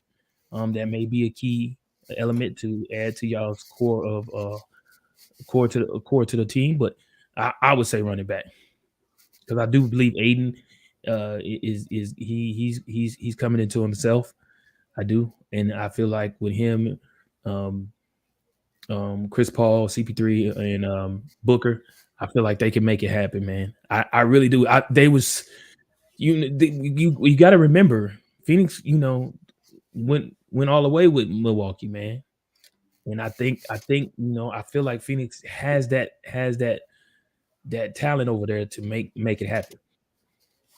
I do, I really do. So I would say let them stay where they are. You think the same thing for Brunson? He showed that he has the moxie to sit up and do. He answered the bell, so to speak. I think when Luca was down, him and did Witty, and now they add Christian Wood. Christian Wood, So they just yeah, added. so it's like now they might have. I'm not gonna call them a big three, but that could be a pretty We have to nice see if they can trio become with that three. Christian Wood, Draylon Brunson, and Luca for the Luka most part. Yeah, we have to see if they can become a solidified big Ooh, three. Coach But Ryan with the statement. He's letting Brunson walk. I'm letting Bronson go and giving Gary Trent Stop Jr. it, Coach. Yeah. No, What? you think GP the second is would be a better fit than Brunson And then you going after and Aiton. going after Aiden. Ooh, Dallas, he's sit up and turn it up. Coach Cal would be proud to call you boy, his friend, boy. Coach. Because if Dallas was to get Aiden with the Luca, ooh wee, boy, and GP Junior, that would be that you talk about a three right there. Yeah, that. And Christian Wood is already like Oh, and Christian Woods too. Oh yeah, that might be a force to be reckoned with. I think if Kyrie leaves Brooklyn, KD will leave in 2 years. Yeah, that's safe to say. I just don't want Kyrie to head to LA. That's what? I don't want. Who does that in public too? You Yeah, do realize you're in public, right? who care? What does that mean to me? What does The, that mean to me? the blasphemy, like I want Kyrie. I'm gonna be the first to tell y'all, man. Kyrie leave the Nets, man, and goes to Brooklyn. I mm, mean, goes to LA. I'm gonna stop watching basketball. I'm gonna stop watching basketball, bro. Why would you want to team up with LeBron again? Why? You have to build defense around Luca if you accepting his ability to play defense. I get you. I get you, Coach Hunter. I get you. You have to build defense around because Luca damn sure ain't gonna pay no defense. That is what yeah. he's not gonna do. We can't afford Kyrie. We can't afford everybody. That's the And this. we have But I which, can tell you, if the NBA was like baseball, oh Anthony, my god, this is the thing, right? This is the thing. They would. I really, really, really believe that the Lakers would be willing to give up AD to get Kyrie if that was an option. nah, Yeah, they would. I don't think so. Yeah, they would. It would have to be because for one, we I don't have think the money because I know. we're already You close have money to the if you give luxury up AD, tax. though. Y'all have money if y'all Yeah, give up AD we already close to the luxury tax, but that would be keeping Westbrook, LeBron, and adding Kyrie. AD.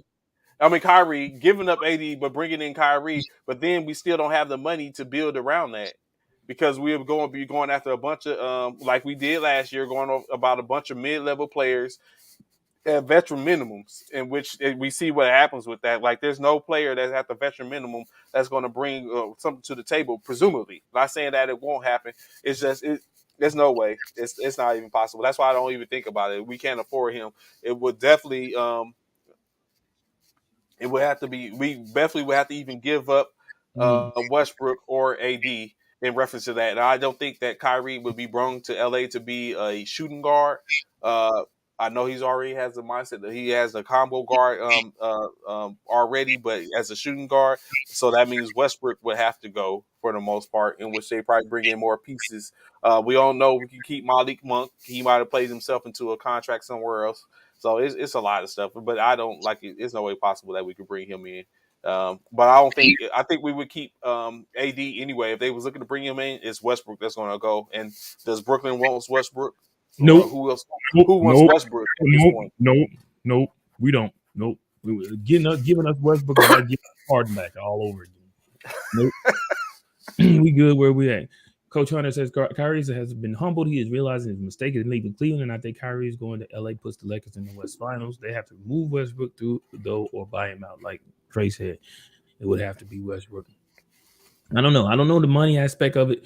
If they could afford Kyrie or not, you don't have a choice but to keep Westbrook. Nobody wants that contract. That Yeah, fact. 47 million. That's true. Especially in playing at the way he's playing. Yeah, ain't nobody finna grab that. Ain't no Lakers got it. You hold on to it. You wanted it. You got it. You got it. I don't. I wouldn't want it. We hold on to him. Definitely not in I Brooklyn. can see I don't think. clearly now the rain is gone. One, I don't I can think see all that's he gone. ain't want Westbrook wanting to play with Westbrook again either. Hell no. He'll probably play with Draymond before he play with Westbrook again. No, We don't no, need you. no. We don't need. Nope. I can't wait to see some, but I would like to see some movement and stuff like that. I hope It's Kyrie. coming. It's I hope coming as and Brooklyn figures it out, and we are able to get Kyrie for the next season, and we build around him and KD. so like Bishop was saying, basically a quick rundown in reference to what's going to be going on the rest of the season or the NBA season. I know I covered it briefly yesterday, but a little more in depth. Of course, as we know, June 29th is the draft in which we'll see what is the new blood that is coming into the NBA. Well, drafted into the NBA, but additionally, uh, You said June 29th? yeah, correction. I'm sorry. Not 29th. The 20, Thursday is the tomorrow. draft. Yes, Oh, tomorrow. No, Thursday. not tomorrow. Day after 23rd. the well, yeah. 23rd. The 29th is the last day that team can exercise the player or team options. That's what Okay. the 29th is. Uh, so then that's also the last day which players can start to receive their qualifying offers. So you have that in play. The 30th is free agent negotiations can begin 5 p.m. Central Standard Time. So on June 30th, we'll start to see free agent negotiations. We'll start to know or see what is going on with probably some of the bigger names to see where they're going, if they're going.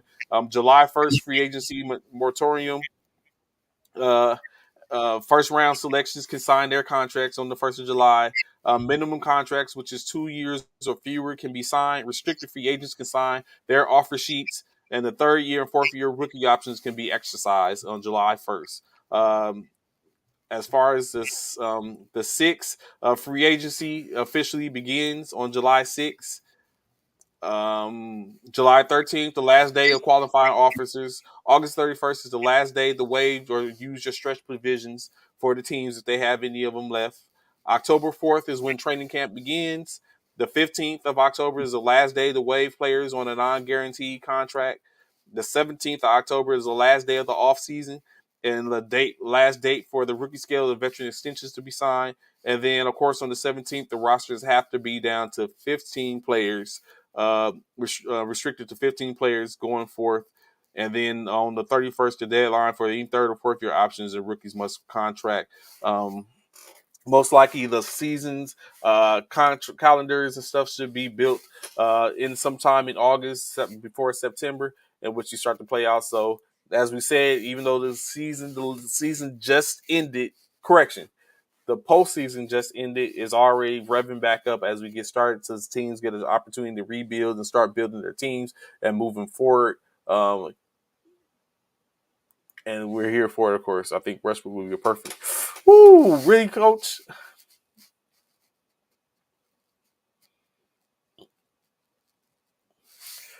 So I definitely don't think Russ is too material. I could be wrong. It could have been that he wasn't too hell. It looked like he wasn't guard material in Vogel's offense in general. So it could have been just one of those things in which he. But I think what you get if you bring Russ and pair him with Simmons in their backcourt, I don't know. Is that a good pairing? Which I think I don't think that would be a good pairing. Take away how Russ has performed in the last month. Take away the what's going on in Simmons and look at the players that's going to be that you have that's going to be coming. I don't know how that fits. If that's a good fit overall, where you got potentially two non-shooters in your backcourt, I think you would have to surround them and KD with other shooters. I know Joe Thomas is supposed to come back off his injury. Um, Patty Mills is still there currently, but yet that's another guard in the another guard. I think we have to surround them with shooting wings for the most part, and I don't think that's doable. But it's interesting. That's an interesting concept, Coach.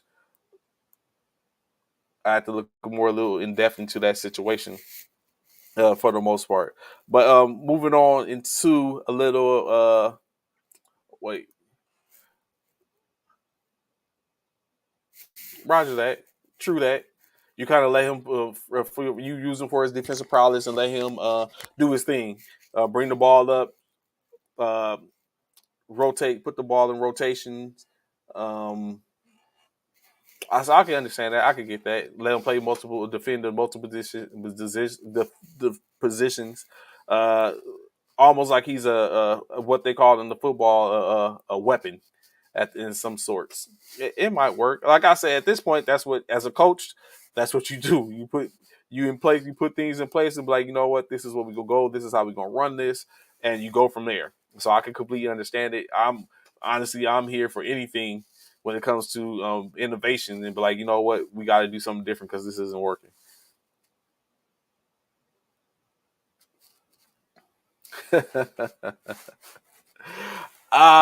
Does he want to be seen back? I don't know. Do we want to see that connection again? As I said yesterday, it should have never been a break between the three, but things happen. Why you say that, Apple White? Simmons not committed. I think he's committed. I think he's done shook away those cobwebs. He's done shook everything off, and he's ready to come play ball. So a little transition, as I was saying, NFL talk. We will see. NFL talk, NFL talk, NFL talk. Dan Snyder, as I talked about yesterday, has been invited to appear from the Congressional Council to talk about his transgressions and stuff as the owner of the Washington Commanders. Of course, initially he stated that he would not be able to attend due to the fact that he had another engagement. Congress came back. Excuse me. Sorry.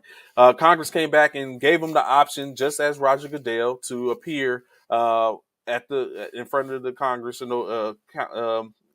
council, which is actually tomorrow, to appear via virtual. In which again, owner Dan Snyder has basically declined once more and elected not to accept the invitation to appear and is not going to appear at this point.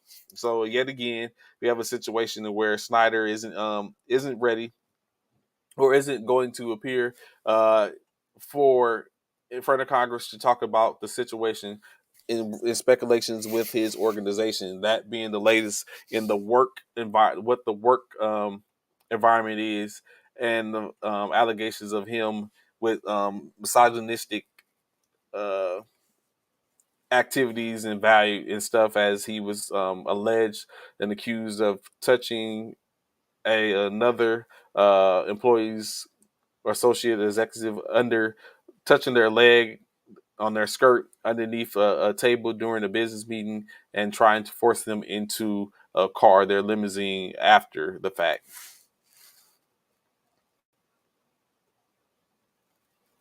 Oh yeah, I think he doesn't think. I think he doesn't think. What's the old adage of fat meat? Some people don't believe fat meat is greasy. I think that's the situation where we got Coach Uriah. He don't think it's possible. He don't think it's going to happen. I'm not going to say as much as say that he think he's untouchable, but it's definitely a situation where I think he doesn't believe, or he's being advised, just like agents advise the players. Of course, these lawyers advise these owners, and I'm very sure his lawyer is telling him he can or can't, or what the parameters and ramifications are if he does and doesn't, and he just takes it from there and makes that decision. Like, this is the decision I'm going to make, and he's deciding to stay away from it and not do it. Of course, this all comes from the simple fact that, saying, hence the reason why the NFL is involved in this as well is per the last thing in which they had where they got allegations, which why he lost day-to-day operations, is the attorney that they had at the time basically gave an oral report as opposed to anything that was concrete or written, and which of course it did lead into a $10 million fine for the Washington Commanders, but it was all oral, and now this is where they're at.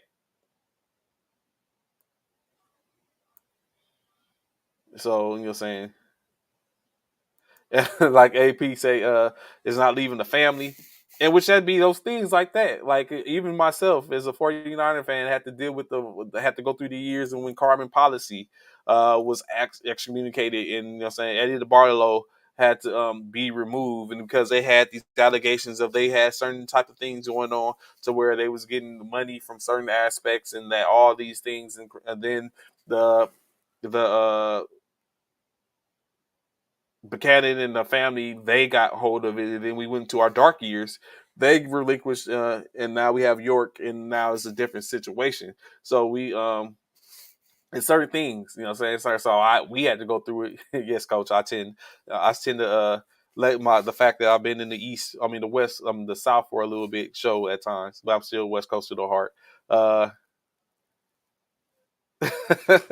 So it's yeah, it becomes those things. So it's definitely one of those situations where seemingly he doesn't believe he's touchable, and for what I look at, or maybe he's being advised as such, or being advised that he doesn't need to do this, or he doesn't need to act in a certain manner. This is what he does. This is your left and your right.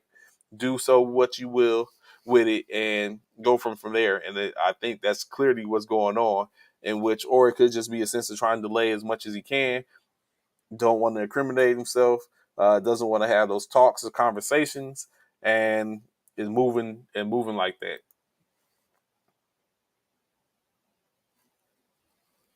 Dominic Sue to the Raiders. I know Dominic Sue was on one of the outlets yesterday, in which he talked about how he realized that what Tampa Bay has done after their last signing. I forget who the defensive end they signed, who they brought in. So of course it meant Sue was done, but he said he does and wants to continue to play. I just don't know where that would be. Of course, from what Anthony Price says, Bleacher Report says that Sue wants to sign with the Raiders, in which he probably does. Does the Raiders want him? Is the question. Of course, the Sue was already there in black and silver and black at one point. So it would be a situation. Do they want him back? Do they want to pay that money or whatever it would take to bring him in to be able to play? And what would be the role in which he would be playing?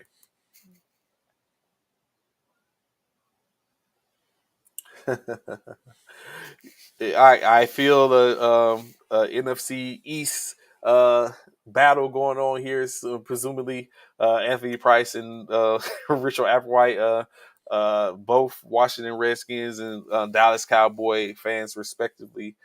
So what I would say is, for some reason, I think Washington is going to. I ain't gonna say be a force, but I don't think they're going to be what people have thought they was in the past years. I think they're going to be competitive in the NFC East. I don't know how much if that's saying anything when you look at the NFC as a whole. I just don't. One thing I can say is I don't think any particular team is just going to run off with the NFC East this year. The only thing, unfortunately, I think the downtrodden team was going to be the New York Giants. Sorry, LB, but I do think the New York Giants are going to be the downtrodden team in the NFC East this year, and I think it's going to be a battle between the Eagles, Commanders, and Cowboys, in which no one's just going to run off with the league. I mean, with that division this year.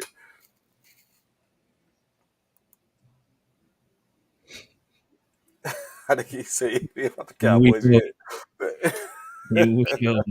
These As two. I was just saying that, I was like, these dudes is going. I was like, here we go with The it. Cowboys will not be champs again. No, they will not. Not So anytime Mm. one thing that has came up, I don't know if you seen it yesterday, Bishop. Chase Claypool, Chase Claypool, wide receiver for the Pittsburgh Steelers, has stated that he is a top three wide receiver in the NFL. I saw So, that. so we debunk this, if that is untrue or not, I thought this first. First, let's do baby steps, right? So I thought, okay, in doing baby steps, the first thing in the baby steps is where is Chase Claypool a top three receiver on his team? Yeah. Yeah. So yes. So okay, it was like okay, you know, say so we can put a green check mark by that, blue check mark, whatever check mark you want to do. We can do that. Okay, green check mark. All right, check. Next, is Chase Claypool a top three wide receiver in his division? No. No. Who? Let me see. Whose division? I looked it up, but I forgot just that quick. Who is his division? Let me see. AFC North.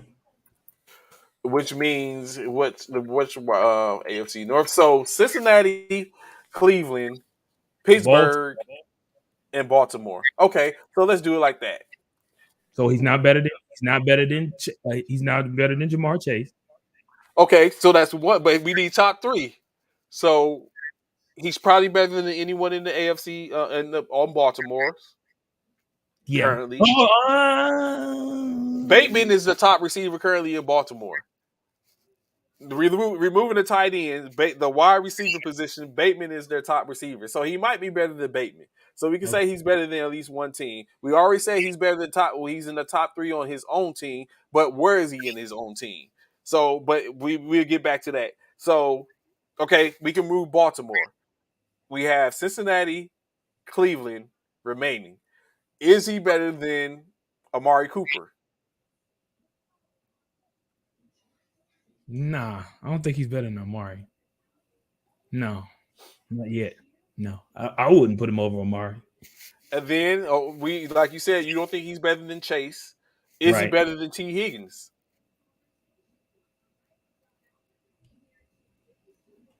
Him and T. Higgins might be even, in my opinion.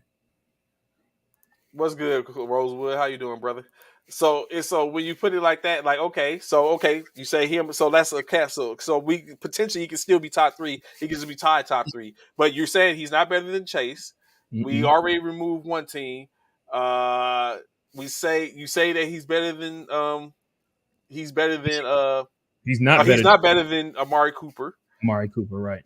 So now that would put him tied for number three. But now you double back and you say, is he better than Deontay Johnson on his own team? Yeah, he's better than Deontay Johnson on his own So team. now we are talking about in the league in his own division, he is top. He is top three or tied for top three in his own division. So if we go for division, now we could probably say that he's not best in the in the conference. Definitely not. He's not better in the conference because in the conference we basically talk about the bill. Well, wait. He's probably better than any receiver on the. Well, is he better than Stephon Diggs? No, Okay, so we eliminate that. The Dolphins. Is he better than Tyreek Hill or Jason hell, Waddle? no.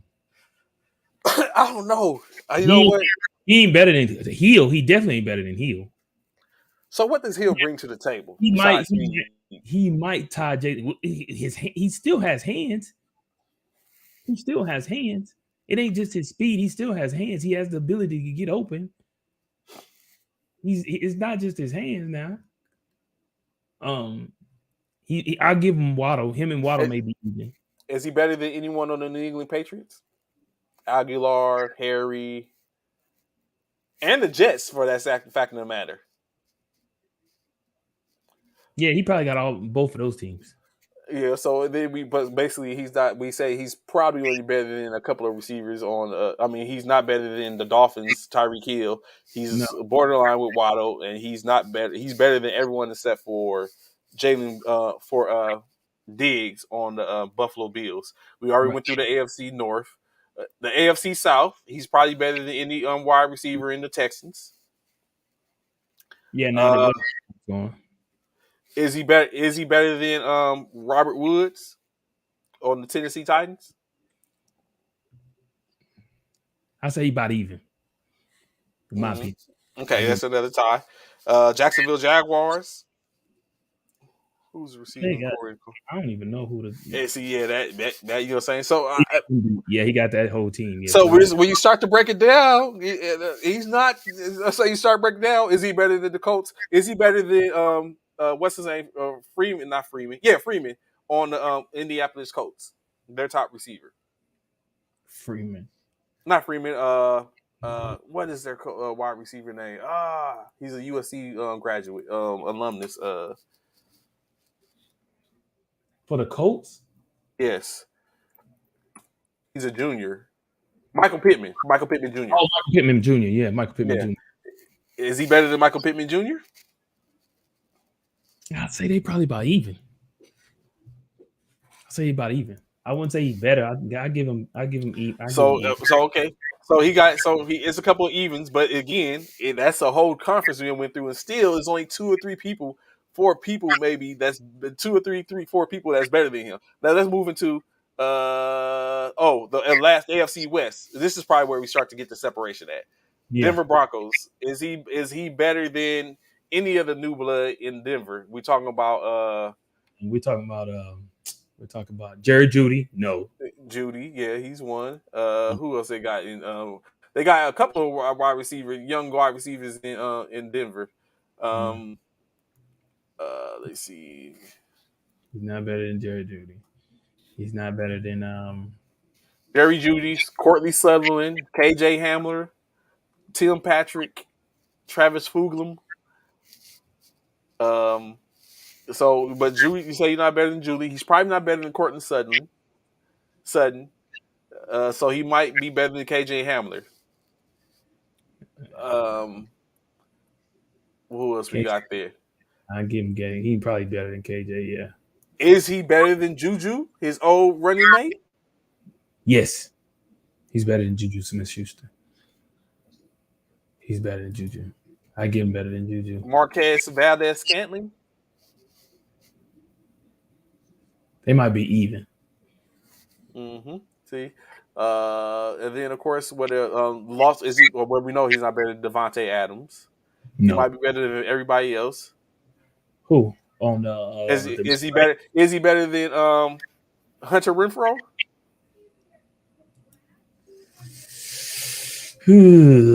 Hunter Renfro.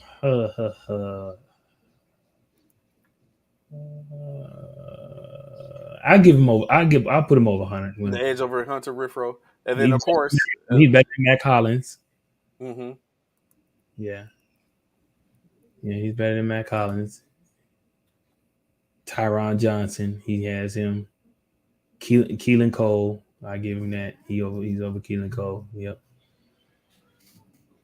And then, of course, last year the division, the Chargers, in which you had Keenan Allen and Mike Williams, in which I don't know if he's better than either one of them. Nope, he's not better than Keenan Yeah, Allen. so he's like you said, he's probably in top. What would you say?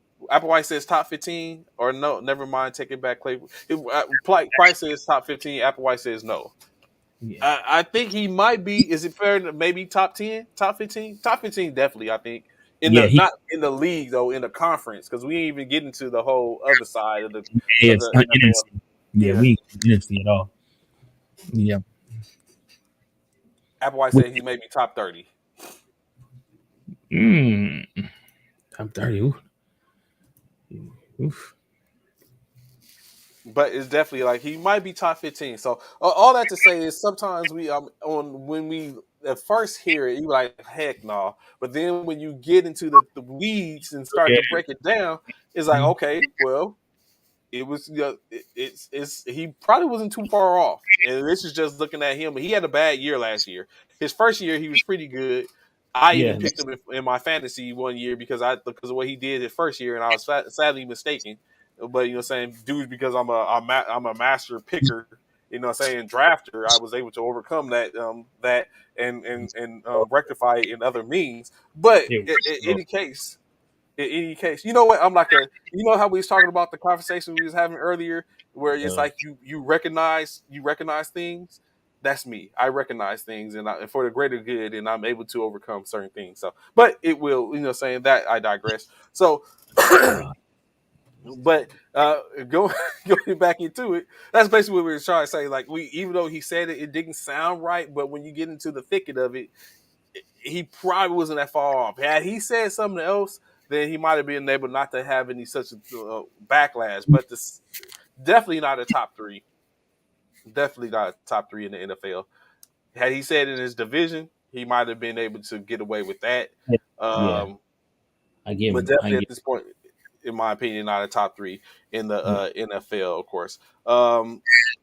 We have some other topics, but we're not going to probably get to them. But I can save them for tomorrow. But one thing I like to add Bishop and go into, and I like to thank you, thank you. Like Anthony Price said, you were probably out yesterday. Y'all having conversations for in reference to Philadelphia moves and stuff like that. And I appreciate, I applaud y'all for taking Jarquisti Tart off the 49ers out of the 49ers off the 49ers hands, even though he was already a free agent, but just in case they thought about re-signing him again after all the smoke was cleared. I appreciate that. No more dropped interceptions in big games. I mean, well, he's going to be playing with Philadelphia, so he might not see another big game in his life. But in any case, I applaud that, and I'm greatly appreciative of Philadelphia signing Jarquisti Tart to bolster your secondary at the safety position. As I said yesterday, we all know Jaquistic Tart is the safety that dropped that interception that probably would have solidified the game for San Francisco during the NFC Championship we this so year. hard on the past, bro. Uh, Good, just you oh wait. It's the boy, just past. you wait. Wait, Leave you know what? If y'all know Bishop, if y'all ever watch a game with Bishop and listen to him, just wait till Jaquisti Tart does the same thing for Philadelphia. And he's going to be like, come on, man. Why did we bring you to Philadelphia? Go back to San Francisco with that. Bloop, bloop, bloop, bloop, bloop, bloop. Like, just wait. Just wait. Oh, my goodness. If y'all know, if you don't this know, you know. this dude here, man, harping on the past. It's over with. Y'all didn't make it. We didn't make it. It's done. It's done. Is Michael Thomas a number top? No, Michael You know Thomas. what? We can cover that tomorrow, Coach. We could do a complete breakdown of Michael Thomas as a top 10, if he's a top 10, and do a breakdown. Get to that. I said nothing, Coach. I mean, Applewhite. I didn't say anything. No shots at Philly. No shots fired here. He know better. He know better. Hey, Rich AP. It's He no know shot. better. He It's know no better. shots fired here. We finna run the NFC East, bro. It's no shots here. We finna run the NFC East. It's a wrap. Know that. You heard it here first. Hear me now. Watson will be suspended It's, for one. it's so Oh wow. so is Anthony's talking to you because I know you've been out a little bit. I guess you was out the office. No, So I'm is Anthony? I have no Is idea. Anthony's Anthony must talking to have you? insight that I don't know because I have no idea about that. That's why he hasn't been able to get you on the line. So he's like, okay, I just reported here. Oh shoot! 20 of 24 lawsuits against Deshaun Watson have been settled. 20 of 24. 20 of 24 lawsuits against Deshaun Watson have been settled. Today, I announced that all cases against Deshaun Watson, with the exception of 4, have been settled. Mm, Tony Busby. mm. So, Mm.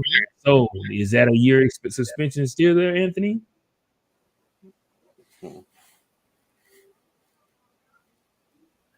No, it don't go through no Dallas. How you figure that? It ain't going through no Dallas. Man, please stop it. so as we had stated, we had as we get close to the time today, we had talked about a couple of things. One thing we brung up, in which we, like Bishop has said, we plan to have inaugural fantasy football league this year, a first formation fantasy football league. If you, I implore you, especially if you plan on being especially if you plan on being a part of the league, or want to participate in the league, go to the First Formation Facebook page, hit the groups, and there is a group there specifically, and I have a couple of polls and questions that's on there, so that way we can start to fine tune that. I've already been working on a couple of things as we get ready for that, but of course we like to get some feedback on a couple of things. So if you go to if you have, it's only currently 4 people that's in that group. If you go to that group, if you go to the First Formation Facebook page, and then go to the group tab, and then you will find, of course, there you will find the First Formation Fantasy Football League group, and go in there, answer the question, answer the polls, and that'll tell me that you people have an interest in what people have an interest, and then we can go from there. If you have anyone else that potentially be interested, go feel free to invite them to that group as well, and we can go from there. Uh, so we can find out what it is that y'all want me to walk away with. You're gonna pick all Cowboys fans, Cowboy players, Rich AP. Him and Cornelius can both do the same. Like they both can. They gonna, who the other one picked, the other one gonna get. Yeah, it's like, okay, you get Elliott. I take Pollard. 10 games. Well, I'm assuming you talking about um, Watson. Watson. I send you an invite, Applewhite. Uh, if you already like the page, then you gotta do it. Like the page, get into the group, go into the poll, answer your questions. If you have any suggestions, add the suggestion, so we can fine tune and we can start doing. Like I'm telling y'all now, like I'm sitting here, like it's like we joke, we laugh, ha ha, kiki, and everything like that. But real talk, I'm that dude, honestly, and it'll be showed. And again, thank y'all for tuning in. Information, we appreciate you. We know this dude is not going to do that, bro. You'll see. Can't wait. Fantasy football cannot get here fast enough. Y'all gonna see who the true champion is. So y'all greatly appreciate y'all. The GOAT. You gonna see. Was that dude? Okay. Was that dude? One of the realest statements I have ever said, and I continue to say, is everyone is a gangster until a real gangster walks into the we know the saying. Man, close us out, man. This dude here. I'm just saying. That's all I'm saying. So we greatly appreciate y'all being here with us today. Formation every morning, as y'all know, if y'all wasn't paying attention and listening yesterday, bro, as y'all know, like I said earlier, yes. Forest Chip 6 Super. Stop it, bro. Everybody making up they. Oh my God! Look what you done started, Trey. You got people putting up their random. Now you're gonna start seeing memes in the group where